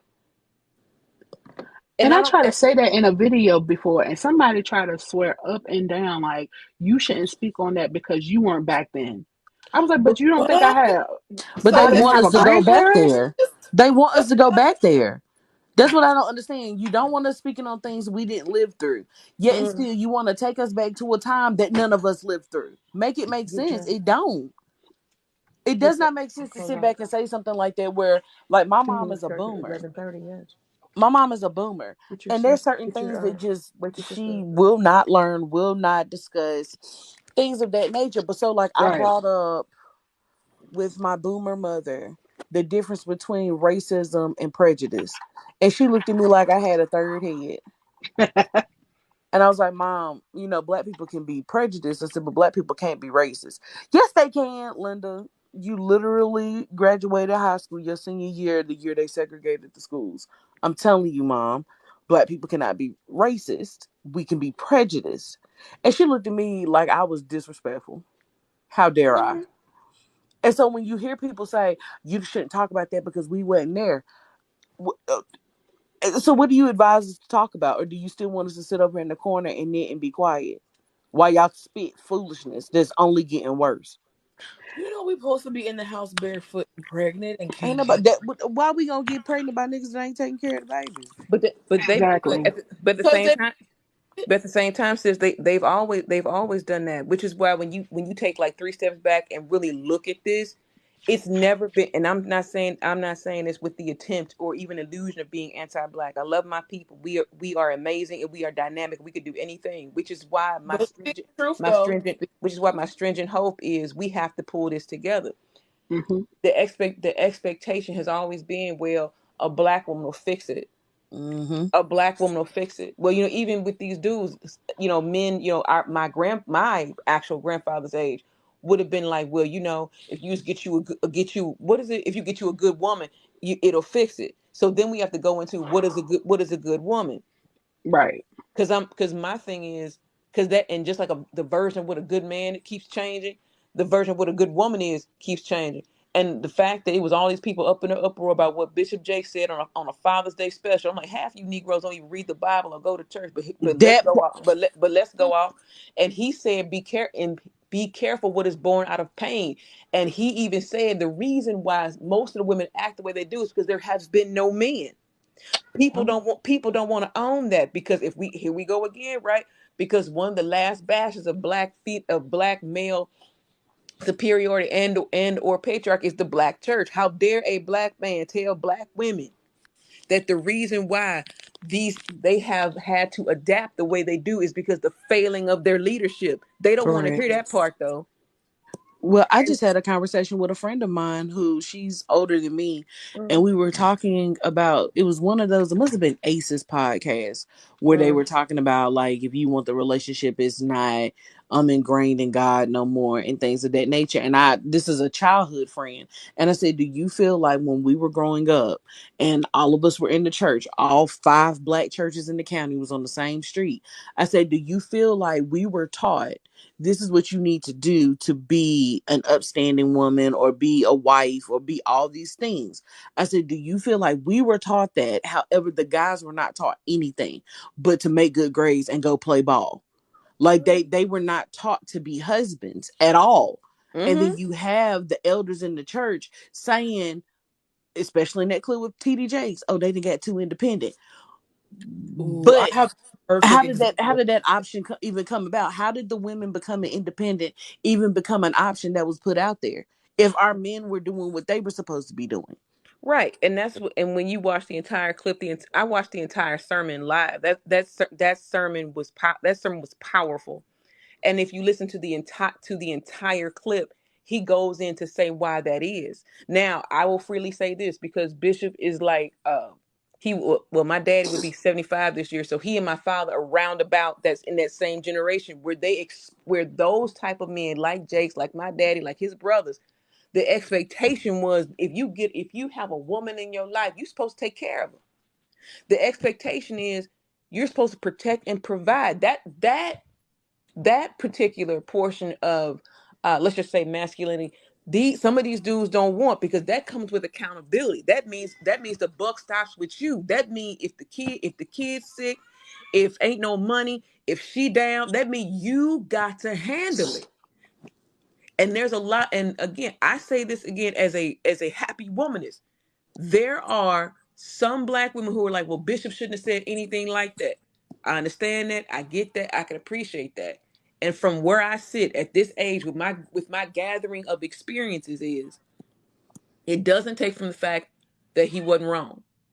The fact of the matter is there are not enough black men invested. And I don't care who DM or email me about this. I said what I said. There are not enough black men invested in what this looked like. I'm not saying there are none. I'm not saying that. I'm saying there's not.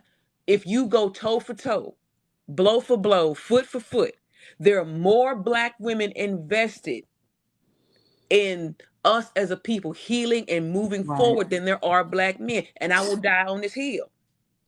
But You have that's how it's always we are been, now though.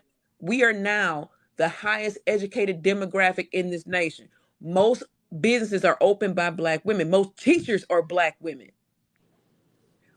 We and But again, you know, sadly, so if it, we look back accurately at our history, even if we just take it to just descendants of slaves in this particular country, that's how it's been at least since the beginning of Jim Crow. yep, I'm not going to go back to Reconstruction, but at least Jim Crow.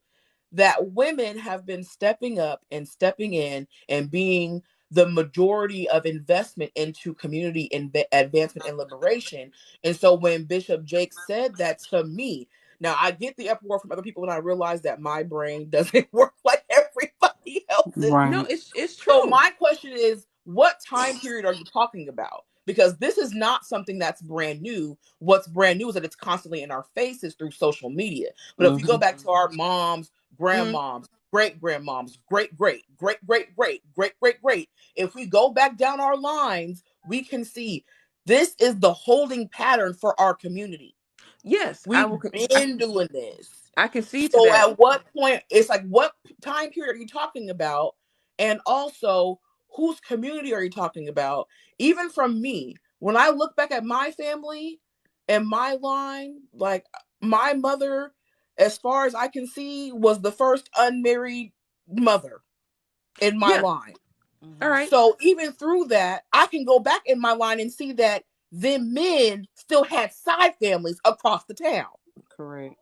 indeed, So and to I get confused when we have these conversations with men, particularly when they're in the conversation. Because when I have conversations with a black woman, we are being fucking for real, and we're right. adding in the nuance and stuff. But it's when they get involved in the conversation, it's like history and what we've actually been through as a community doesn't exist. Yeah. That's because beloved, let me just take this because I too am a history nerd. Let's break this blow by blow, right? Let's just break this blow by blow. We know that for the better part of what we now know as chattel slavery, black women did not have the opportunity to make the family that we want, right? We were Right. not allowed, quote unquote, to marry the man that we wanted. We were put with a man that we had to basically give more product to and for with no attachment. And then after emancipation, question mark TM, we now have the remnant of whatever was left. So whatever that is, that means if your sister was sold off, you got and her kids were left, your husband died, and you got his brother. Whatever amalgam of family we had is what normally we went forward in. So there's still no autonomy. What I think we are facing now, especially going through, Jim Crow. Matter of fact, not even suffrage, because we know suffrage as we know now was not favorable to black women. We know that Susan B. Anthony basically tried to pimp black women, and my foremother Ida B. Wells Barnett was like, "You're not finna do this to us." Right. So Huh. at the forefront of this, turning down the timeline, we see that this idea of marriage and family has been skewed for black folks. So so on the off chance, right, that black folk actually had a chance to actually pick who they want to be with, we see according to the Supreme Court, after enslavement, the first thing that most black men want to do is marry white women, but that's a whole other conversation. The That's one thing they the don't want thing to touch. the thing that I believe that we are confronting, and that pillar that we are kicking against, right, aside from marginalization and denial, that are the foundational tenets to white supremacy. What we are facing is that some of these black men don't want to know. because the information is there. The same kind. The thing is the same kind. But they, even with that, sis, they're getting a version of the truth. For those of us who, had the grandmas that were picking beans and cleaning grains and getting recipes and whatnot, we heard the conversations. Mm-hmm. We heard it. We heard the truth without, Instagram or TikTok. We heard what was going on. We saw what was going on. Our mothers told us, "Look, you see what your auntie going through. Don't you ever be like that." We got that. We can't speak for what they got. But from the evidence that we have, we see it's not enough. What we as Black women have been taught, especially again from that section of Black women who are like, "Look, I want you to be better than me. Take what I have and go run further with it." Versus Mm-hmm. versus girl, make sure your look is together, get your bag, and fuck these niggas. The Can I thing that the interject for thing that the thing that has to be reconciled with is, Black man, what version of the truth have you heard? Because it looks like what y'all have been taught is not sustaining you, which is why y'all keep going out here making these dumb decisions. But they doing it on their own and then blaming Yeah, us for they the they are they failures. they okay? are. And the I thing got is, yeah. that is so detrimental to that, right, is for every, and I say this for the portion of the world that I grew up, again, for I can only use these two people as an example. So my childhood sweetheart is actually college educated. He plays chess and poker, right? Incredibly brilliant. If I ever ran up on a dude that, and even how we interacted, those attributes are what I look for in who I date even now. Like, can I be safe around you? Are you smart? Can you carry a conversation? Do you want me for more than sex? Right? And then I had a dude I was dating right after my father died, who I didn't want to leave and couldn't give me anything other than sex and problems because I wasn't healed enough to see what the hell was going on. The thing that I believe that we are facing and asking Black men to face is, y'all are not all right.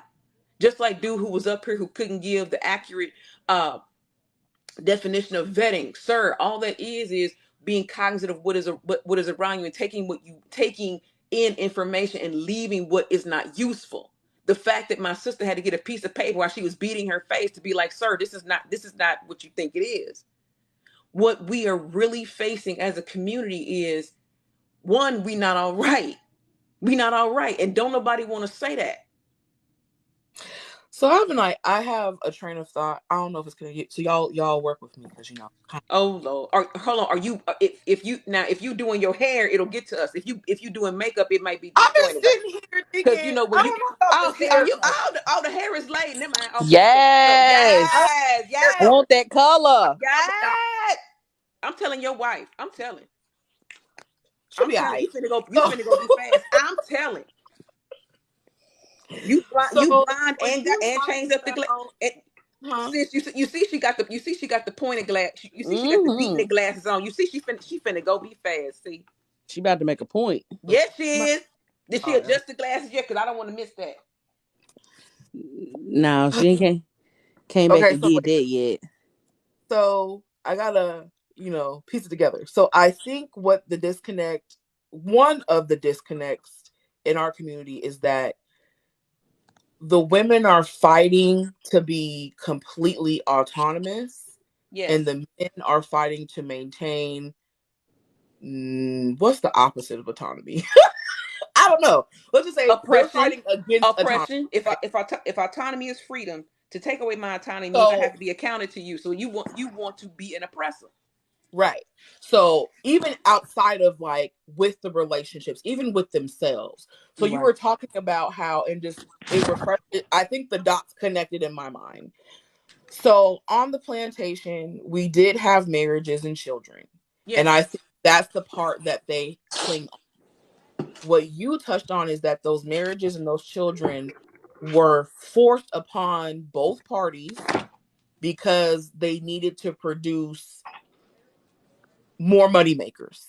Right. Correct. So they So weren't they weren't coming always based in what we now know as love. Yeah. right, there was no choice in the matter. Even if they grew to love each other, even if they had some sort of bond, it wasn't a choice, right?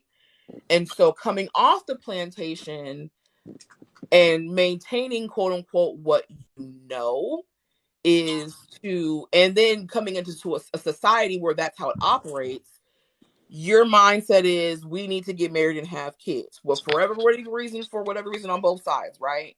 Right. Fast forward to today. I'll take it to that man that's on here saying he got 7 baby mamas and he didn't want not one Oh leave. my God, And that idiot. Lord, I so saw listen, that. Linda, listen. Let me put a bow on it. Cause I think what it is in listening to him, if you listen to the actual, if I need to see like a transcript of what he's saying without him talking.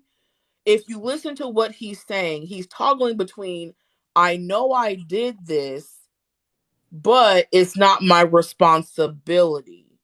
And so Mm-hmm. I'm thinking that even in their fight for us to sit down, shut up, and be quiet and maintain what their status quo is from plantation to now, and them having male privilege and having that experience of being coddled because we want to protect our black men and all that and all of that swirling around, it comes down to they want to maintain a system where they have no responsibility. Correct. Because part of responsibility is you having autonomy, but Right. because we're conditioned as women in a patriarchal world where it's been a few centuries, the tides have had to have turned. It was coming up anyway. But so because we're conditioned as women and as black, we're searching and craving and demanding full autonomy in every facet of life. And they're saying no because their oppression is comforting to them. Yes. So when we ask them to be in a position to where one autonomous person is choosing another autonomous person and choosing to couple and choosing to parent, choosing to be about community, choosing to liberate, they have a problem with that. It's something Because they inside don't that want us to have the choice. and they're Be- like they're fighting against being autonomous. They because have to be. it go but and to put a finer point on what you just said, sis, is look at the word you use. We know that anytime you get any sort of autonomy, it's based in choice, your own self-control. What has been advantageous, we all gonna be 100, try to all go to heaven together. What has been advantageous for this class of black man is to keep a form of patriarchy, a form of oppression that is akin to white men. And Right. how do white men keep control? They control their women. If we're gonna be honest and all the way 100, the women and the money. That's how they've always kept power. The women and the money. Yep. And we know that white women. I think one of the reasons why slavery was so industrious because white women didn't want to do nothing. So if you have a black woman now, watch this. If you have a black woman who can not only bear children, but she can pick cotton, clean, what? If she can do all of that, and all you have to do is submit juleps. Oh, I want this forever. Tell me what must I do to maintain power? And what you also see is this identification of, you know, there are some black women who will be like, for the want of power, I'm gonna do the same thing. Correct. For the want of keeping that, because I see how this works. I want this too. So what must I, just like the Philippian jailer who told the apostle Paul, what must I do to be saved? These broads be like, what must I give up for power? What must I give up to get this and keep it? Because even in that, I had 7 baby mamas, and I don't want none one of them. So that means you tricked or lied to at least 7 other women, which means you have no self control. Which also means you ain't been taught nothing. So where is your father? What state of healing is your mama in? Because whenever you see ashy black dudes like that, it's always a mama somewhere or some woman somewhere Hmm. who will defend him. That will never let him crack his head. Who will never? Well, it's just so hard. And these women, no, no, no, no, no. Hmm. Now, at some end, if we as black women, because y'all saw how bad they did Meg the Stallion, Oh my God. if we as black women are expected to again have the babies, pick the cotton, go to work, however we feel, and make it happen, why can't you do the same thing? But the assumption is, right? The assumption is that because you are black and woman, you will always be less than. So since you are less than, you can't get more of what I have, which is why I think some of these dudes don't know what to do when you tell them no, because your availability is tied to their power. Yep. Your availability takes shenanigans foolishness, heartbreak, abuse, manipulation, hypergamy. Whenever a black woman says no, the world gets mad because the historical implications have said and shown that black women are supposed to take everything because we said so. Well, not only that, a lot of them are mad at the fact that us saying no keeps them from being this powerful patriarchy in their mind while they still sit on the plantation. Like black women being independent, black women being educated, black women making shit shake with little next to nothing makes Always them so. be like, oh, why don't you just come on the plantation and shut up so that I can be the man, even though I'm still up under the man. Oh, yeah.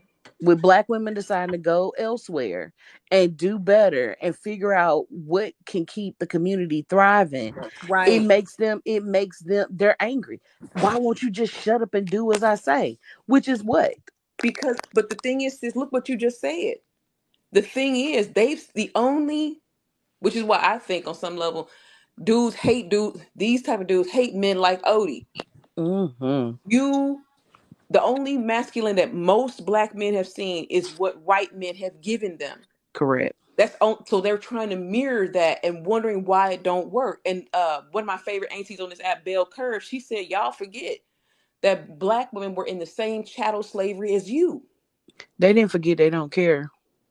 Oh, I think on some level they do care, sis, which is why they fight so hard to put us back in that box. No, which is why I you which is why you see some black men again in that problematic 30, in that, let's just say in that 30, because math is hard for me someday. So in that problematic, in that neutral 30, in that problematic 35, in that 65%, right, you have black men who will say, well, your degree don't keep you warm at night. I don't need it to. I he live, don't. I live inside and I have blankets. Well, Right. when you get lonely, them books are gonna keep you company. Well, I have my friends and my mother is living, and I have opportunity to go out and build, networks, and I do things for myself. If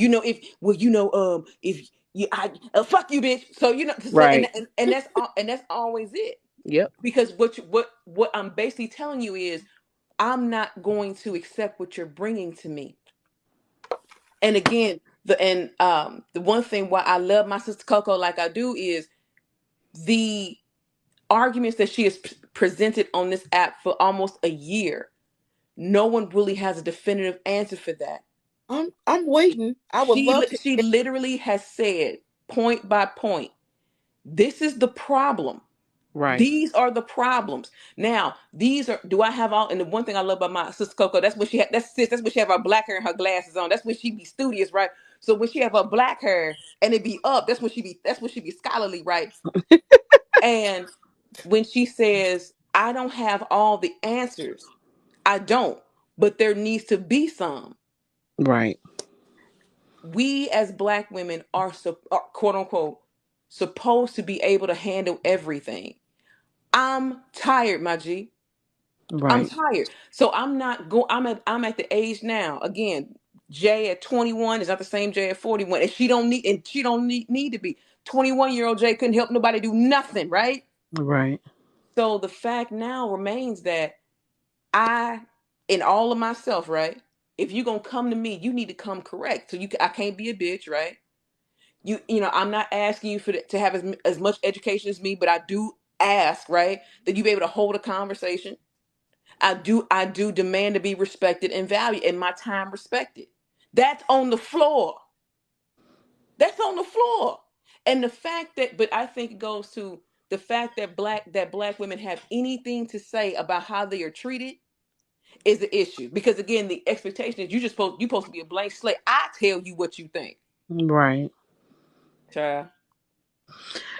And the fact that most women don't sit there and just accept the stuff. It's like, why aren't you suffering? Right. Right, aren't you suffering? Like, I think on YouTube somebody was talking about like Future and Sierra and Russell or whatever, and whoever created the video tried to imply that the reason that Future was so upset was because she was parading Russell around Lil Future before they were married. And I was like, not this coming from a man who keeps dropping off sperm like he worked for Amazon. Like, what are you talking about? That doesn't make sense to me. And I was like, I went in the comment section and I said, the crazy part about it is, I said, men like Future will tell women like Sierra she need to choose better. And then when she chose better, they attack the better man that she chose versus telling the man who mistreated her that he need to step up his game and do better. I But said, Russell loves that man's child and has never, from what we've seen publicly, mistreated that child, got him out there playing football, got him in positions for opportunities that he might not have had if she stayed with his daddy. Mm. And but this, y'all are They still angry at the good man. do but better. They, the thing is and you said it succinctly. They think that they are the good man. They don't. Again, it goes back to how I treat you is the best you need to expect. Mm-hmm. The good man is the futures. Now, like I said, for my father and mother, right? And I know both of y'all listen to the podcast because Coco was like, "This is amazing," and the conversation I had with my mother, I asked her flat out. I said, "Mama, how did you know Daddy was the one?" She was like, "I didn't know." I'm like, "What you mean?" And she was like, "I knew that he was the one when he wanted what was best for me, even if it didn't benefit him." And I Wow. was like, "Wow." That's And strong. she said, "Your father your father loved me and he helped me and he was a partner to me." So me now, right? Me, my brother, my sister, us living in a house with that. You can't come at me with this old halfway, I don't know, and you better take no, son, because I've seen it work. I've seen what him and again, my daddy said it like this: if a man like you just a little bit, you'd be amazed what he'll do for you. Facts. Absolute facts. And we get to the point where that you have this class of man who, well, y'all need to choose better. That's really inverted of it's really twisted. And let's decode that. I believe when men say things like that, they're really just meaning you need to choose me. How dare Right. you? How dare that? I'm the better option because you as a black. Here we go again, right? Which is why I pray for Keita on tonight's conversation because I don't know how she sit there without getting I battery don't charged. either. I'm not that. okay, I'm not that Lord. saved. I'm not that saved because dude sitting there looking like a hoe, whatever. And y'all know exactly Keita who I'm holds talking it about. together so Oh, well. I promise. Oh my God. God would have had to save his life many a night. 'Cause I'd have come out that all my St. Louis would have come out and busted you him in the face with better that chair. Cause Ace would have had to come remove me from man, set. I'd have been like, you know what? Give me my check. I'm never coming back because this is jail. This is jail because this dude gonna say something I don't. So I pray for Keita every day. Be like, please God, keep it because I don't understand I don't understand God. But just like you said, sis, he's putting and then it was a story that was out a couple years ago where Russell told Sierra, look, how that dude keep his money. He don't need to pay Right. child support. And notice, right, when she got quote unquote out his pocket, he ain't said nothing else to her. No, notice he's not saying anything else to her. And the thing is, again, the expectation is you as a black woman need to suffer. You need Mm-hmm. you need to prove how much you love me. You need to Right. prove how much you willing to take for me. No, Mm-hmm. I'm not. No, I'm at the age now, sir. I am an quote unquote elder millennial and somebody's mama. I am not finna raise you. I'm not finna struggle with you. I'm not finna. No, I've been with a man whose potential that I saw and tried to push him in that direction. I've been the girl who was like, Right. okay, you don't want to come see me? Yeah, I'll send a cab, but you can come over here and see me. Yep. I've been the girl that's like, you know what? I'm not gonna go to this school opportunity because I want to be here with you. I've been that broad, and I've been a pick me. Well, but at the same time, my mother would say, just be a good woman, right? Be a good Right. woman. A good woman don't complain. A good woman know how to cook and keep house. A Mm-hmm. good woman will go ahead and get these things done for him. A good woman will do, she'll do all of it. let me I've been say that. I've shit. been that. And at the same time, that don't work, my G. It Because at the don't. same time, they will take every last drop of you and grease their knees with it and go. Yep. They And will go take get somebody else to stuff all the things that you've been asking for them to do. because you weren't it. The one thing that I find, and even talking to girlfriends of mine, and and my illustrious wise mother. I asked her, I said, Mama, when y'all, when you were dating in the world, going out and stuff, I said, Mama, how did y'all handle, them kind of women? And then my mom, what kind of women? I said, the pick me women, Mama, the who? I had to tell her what a pick me was. Oh Lord. Well, I mean, girl, she'll be 73 this month, so she My she mama will be too.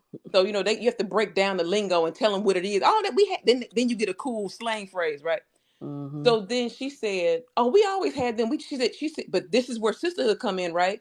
She goes, once you identify how those women are, you don't let them in your circle. When you know the kind of woman that those women are, you don't let them in your circle. When I tell you that bless me, which is why I'm like, if you have my actual phone number, you know what I'm saying? You are part of the sisterhood, which means I'm going to check on you. And here go my sister. Well, I just need it. No, I'm going to check on you, bitch. I'm going to text you. I'm going to see how your head, I'm going to see about you. Because that's what I was taught. Which goes back to, again, I knew Russell was it for Sierra when they were at that White House dinner. She was glowing. I said, "Oh, that's him. Mm-hmm. Oh, that's him. Oh, she didn't found him. That right there. I'm like, oh yeah." And if you notice, are being loved right, this is beyond, this is irrespective of orientation of the relationship. When you are being loved right, you glow as a woman. When you are being loved right, even if it's to your own self, you glow. You glow. And the thing that is so crazy is you have classes of black men who say that's wrong because I ain't give it to you. Mm-hmm. Who say that, okay, you got your little job, you think you better than me? What? That even makes, sir, what? Oh, so you're not gonna spend the night with me because you got to work in the morning. Yes. Oh, you can't go. Oh, you must think you better than me. What are you saying right now? Like, if you had something to do, you wouldn't want me up under you all the time. Correct.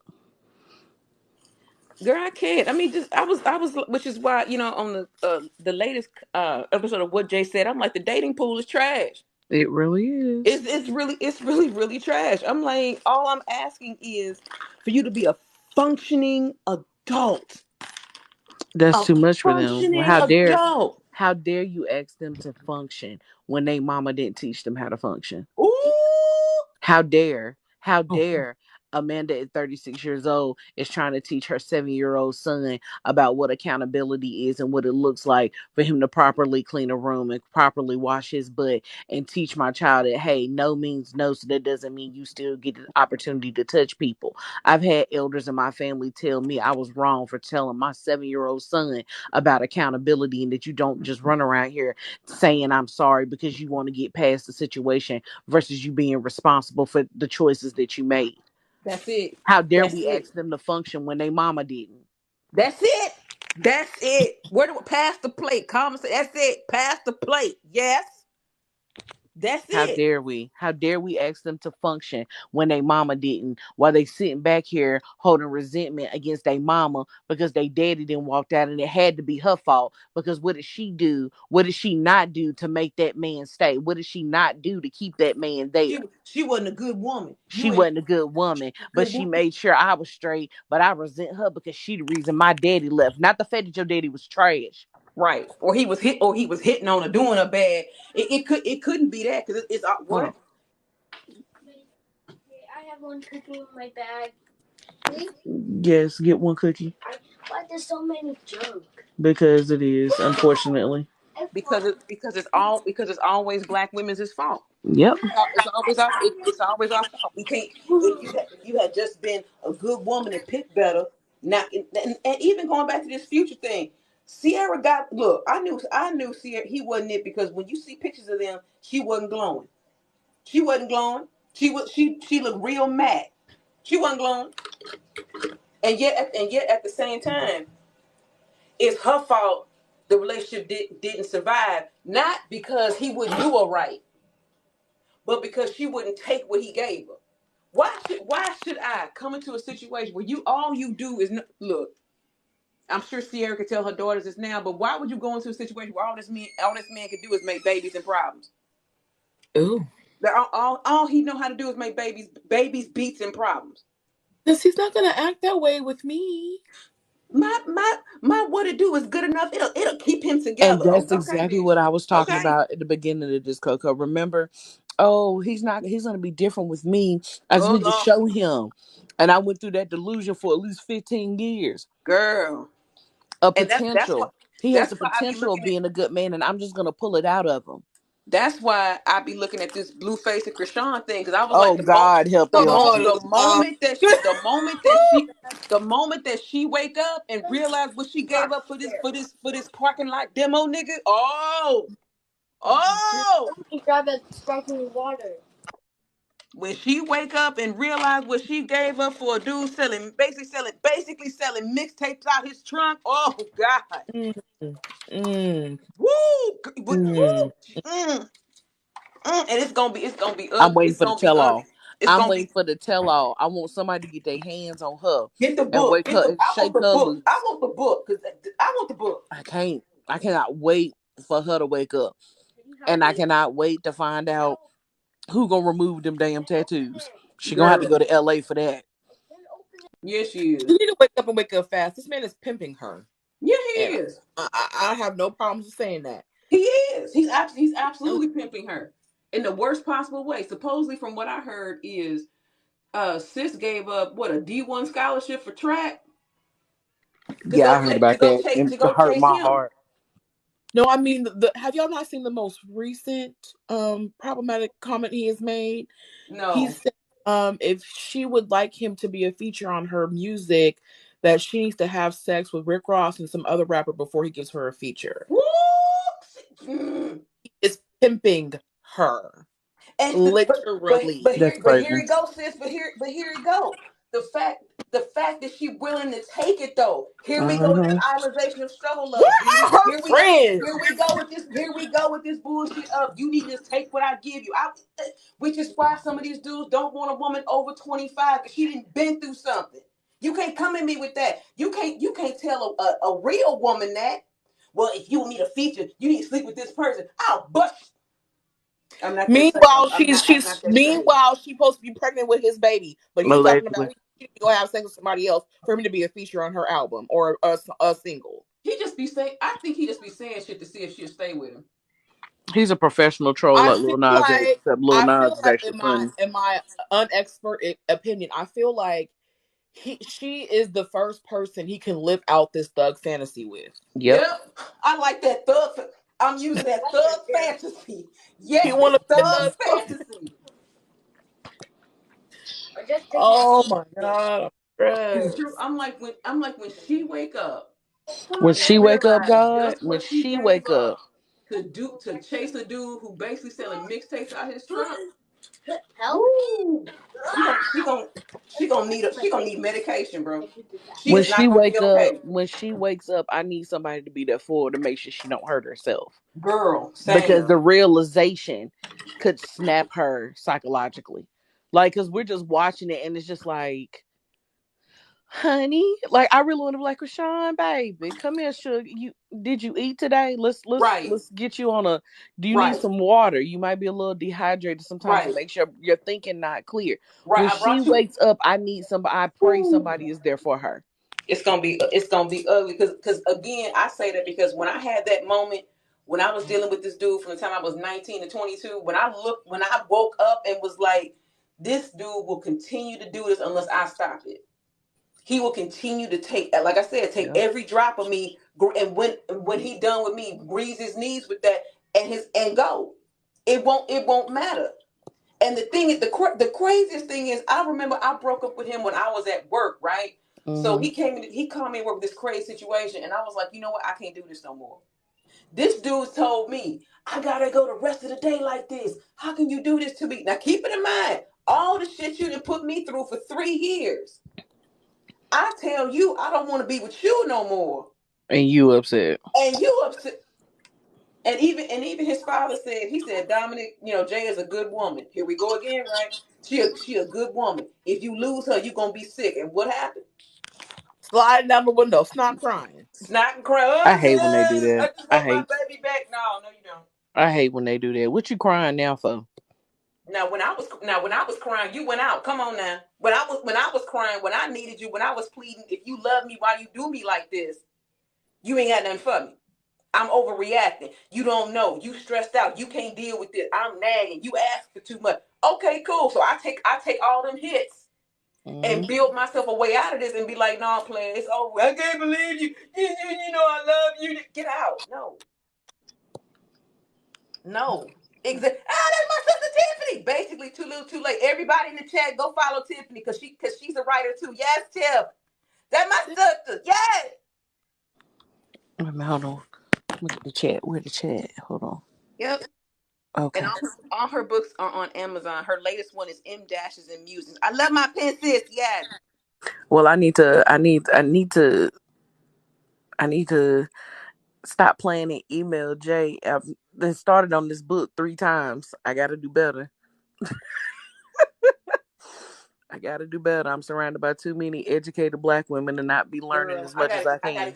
I gotta get these books, this writing space and this book and this these workshops together. So we gonna keep one another accountable. Yeah, yeah. But send that to Yeah, me.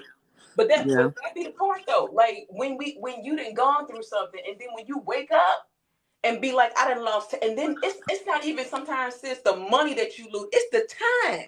Like It's the time. when I started with you, I was Yo, 19. it's the time. And I I, was 19, and now I'm God, 22. And I don't have nothing to show for it except battle scars. Sir, what? Let's fight. Let's fight. Let's fight. Let's fight. Let's fight. I'm telling you, I just turned 36. And when I was talking to Coco in the beginning, I was like, the relationships that have been for the last 15 years, not just romantic relationship, but the ones that were friendships.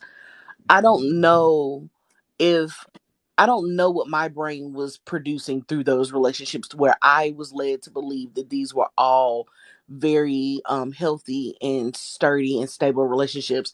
And so when they started falling apart and I had to break down, I was like, wait a minute, have I not been paying attention? Have I stayed in situations and circumstances longer than I should have? And even with my ex, I ran for at least a decade on the thought process of, well, he got a job, he loved his mama, he loved Jesus. He a good man. When he Right. wasn't. Come on. When he wasn't wouldn't commit. It was always some type of lie. It was always some type of thing, and I kept making excuses. Like, if you would have told me at 36 that I was not gonna be married by 25 or 30, I would have called you a liar back then, because there was nothing in my brain that was just like, oh, I'm gonna be married. Of course I'm gonna be married. Like, why wouldn't I be? Right. Because it's piss in the dating pool. Girl. It's piss in the dating pool. It's hot piss and they ain't hydrated either. Right. It's piss and cheap weed in the dating pool. That's what that is, And because it hasn't mixed in. McDonald's Sprite. And McDonald's Sprite. Hi, McDonald's Sprite. Just McDonald's Sprite. Oh my god. Just acid. I mean, Just but that be the thing though, sis. And then when you, like I said, when you as a black woman wake up from that and be like, you know what? I've been got. I'm not gonna be got no more. I bet was you I'm not. I bet you I'm not gonna be got like this no more. I bet you I'm not going through this ever again. And then you take that with you as you date, and then that makes that red flag radar uh hypersensitive. I'm not finna. It's just certain things at this big age I'm not finna tolerate. And then I think that on some level we're playing semantics. When I right. say I don't need you, I want you. To some men, that means, well, you just hate men. No, I'm No. not. I'm not in a economic position where I need a man to survive. I'm not Hello. there. I'm not there. I, The I married would people. I would like and I would want male companionship, but it's got to be the right companionship. Look, Correct. I've dated people who fix cars, and I've dated people with college degrees. Look, I just want to be treated well. I want to be treated well. I Married want to be, I people. want to be respected. I want to be valued. And I don't like this phrase. Let me rest in my femininity. No, let me just be myself. Correct. Let me just be Because they're myself, resting in that femininity, I feel like they're expecting black women to act like white women. girl.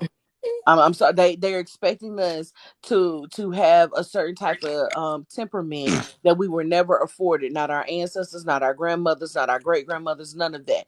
If you will allow us to be who we are, That's all. The same way you expect us not to change you, but you're like, some men don't even feel like they should evolve. So that's a whole different topic within itself. You don't want to evolve, but you want us to be women who we were never. I'm gonna Right. say I'm gonna bring it around town, and then I gotta conclude. 'Cause my wife gonna be on the way home. Ew. Ooh. I think it goes back to them again fighting against autonomy, because a part of autonomy is being an individual Right. and Correct. being seen as yourself, even if you are seen as part of the group, but being seen as a human being. And they don't want to see us as human beings. And they think because we're not seen as human beings by these white people that I That's true. shouldn't see you as one, because you was on a plantation with me. So who do you think you are? Basically. How dare And now you I can't, educate and then we're yourself gonna have and to get do yourself better out than of a them. hole? And in a patriarchal society, in a patriarchal globe, we're set in the leader of the free world to outpace them financially in a patriarchal globe. So they may not know how to articulate those things, but they feel triggered by those things, if that makes sense. You know how kids feel things, but they don't know how to articulate what that is. I feel like they're the same way. I feel like all this is just them fighting to stay in their position and wanting us to just be okay with it and just bow down.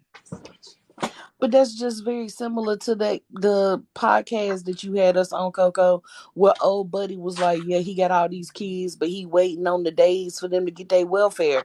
Why wouldn't you out there striving to be the man that you needed to be so that your baby mamas wasn't on welfare? Because that takes Like, work. That takes responsibility. That takes accountability. right. That takes thinking of someone else besides yourself and acting on that. They don't want to Right. do that.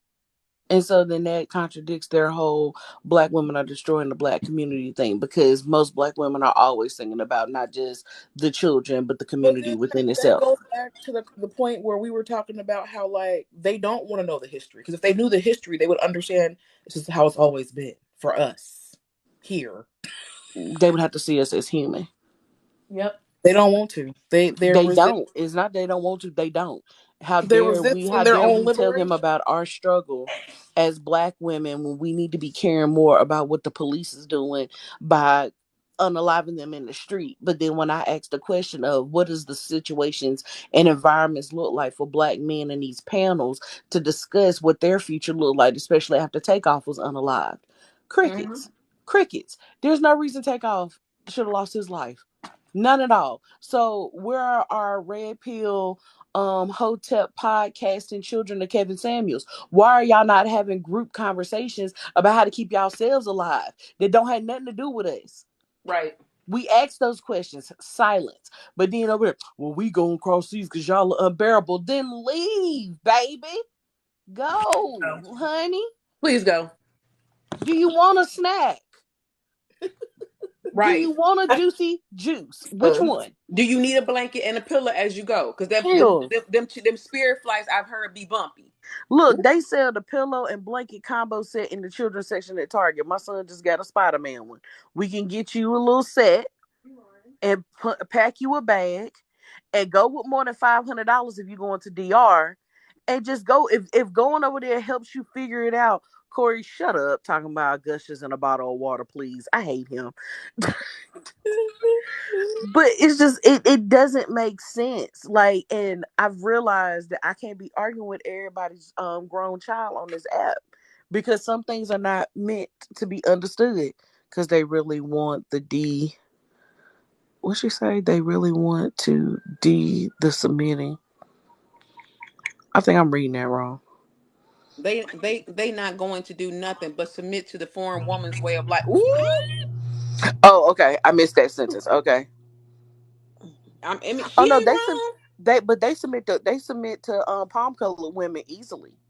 Oh my. They submit to which palm colored is women easily. to what And, white men have said is okay in that community.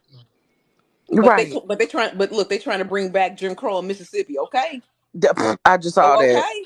Mississippi is a mess. I They Girl. trying to bring back Jim Crow in Mississippi, and then y'all saw that Senate representative in Tennessee talking about one of the punishments should be lynching from a tree. And then Sir, he tried to walk that back. no, Child, okay. no, I can't. no. And I I was like, I what he Apollo line for? They was like, Amanda. I said Apollo line. I said one of them Gen Zers or millennials had a camera in his face and asked him why he said that, and he busted out smiling. He ain't sorry. He No, meant he what he not. said.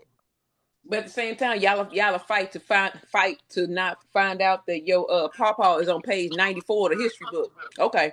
ooh, That part. They Jesus. Oh, definitely between that means that. Florida, Tennessee, and Texas is on it. Okay, Listen, don't listen. We ain't gonna talk about Florida, food right Tennessee, and now. Texas. Because DeSantis, Um, I don't know who hurt him. We need to find out who hurt DeSantis. Okay, listen, A black girl in fifth, probably a black girl in fifth grade I'm, who said he was musty. Ain't no telling. I'm, I'm gonna hurt him. But y'all gotta go. Thank y'all for joining me. I need to be more consistent with these lives because I well, haven't me been. too. Me too. I'll remind you, Coco and Jay. I'm gonna Please email do. you or message you Like, on Instagram. I got to there do has better too. been. All right, So, y'all. woman, Thank y'all for joining me. have a happy Sunday, y'all. Let me go. Let me go do my Jesus thing I with can. my children. I'm trying to do better because the world is evil. And it. That's the truth. That is the truth. All right, y'all. Hand hearts. All right. Bye, Love you. y'all. Wait a Bye. minute, Coco. What your hair look like? She already told her. She already showed. She blind. She gonna be fast. You put I can't stand you. I thought you I still had had to the take it hair off so I on. could do my ball cap. I'm sorry. I thought you still had the wig on. girl. Coco, don't No, be Look, a I she had does. secretary for I my had mess. adhered it to Oh, my head. okay. I do a ball cap. Oh, So okay. yeah. I was like, she finna be fast. I'm like, I'm telling her wife. I'm telling. All right, y'all. I gotta go. All right, love you. Bye. Love All right, bye. y'all.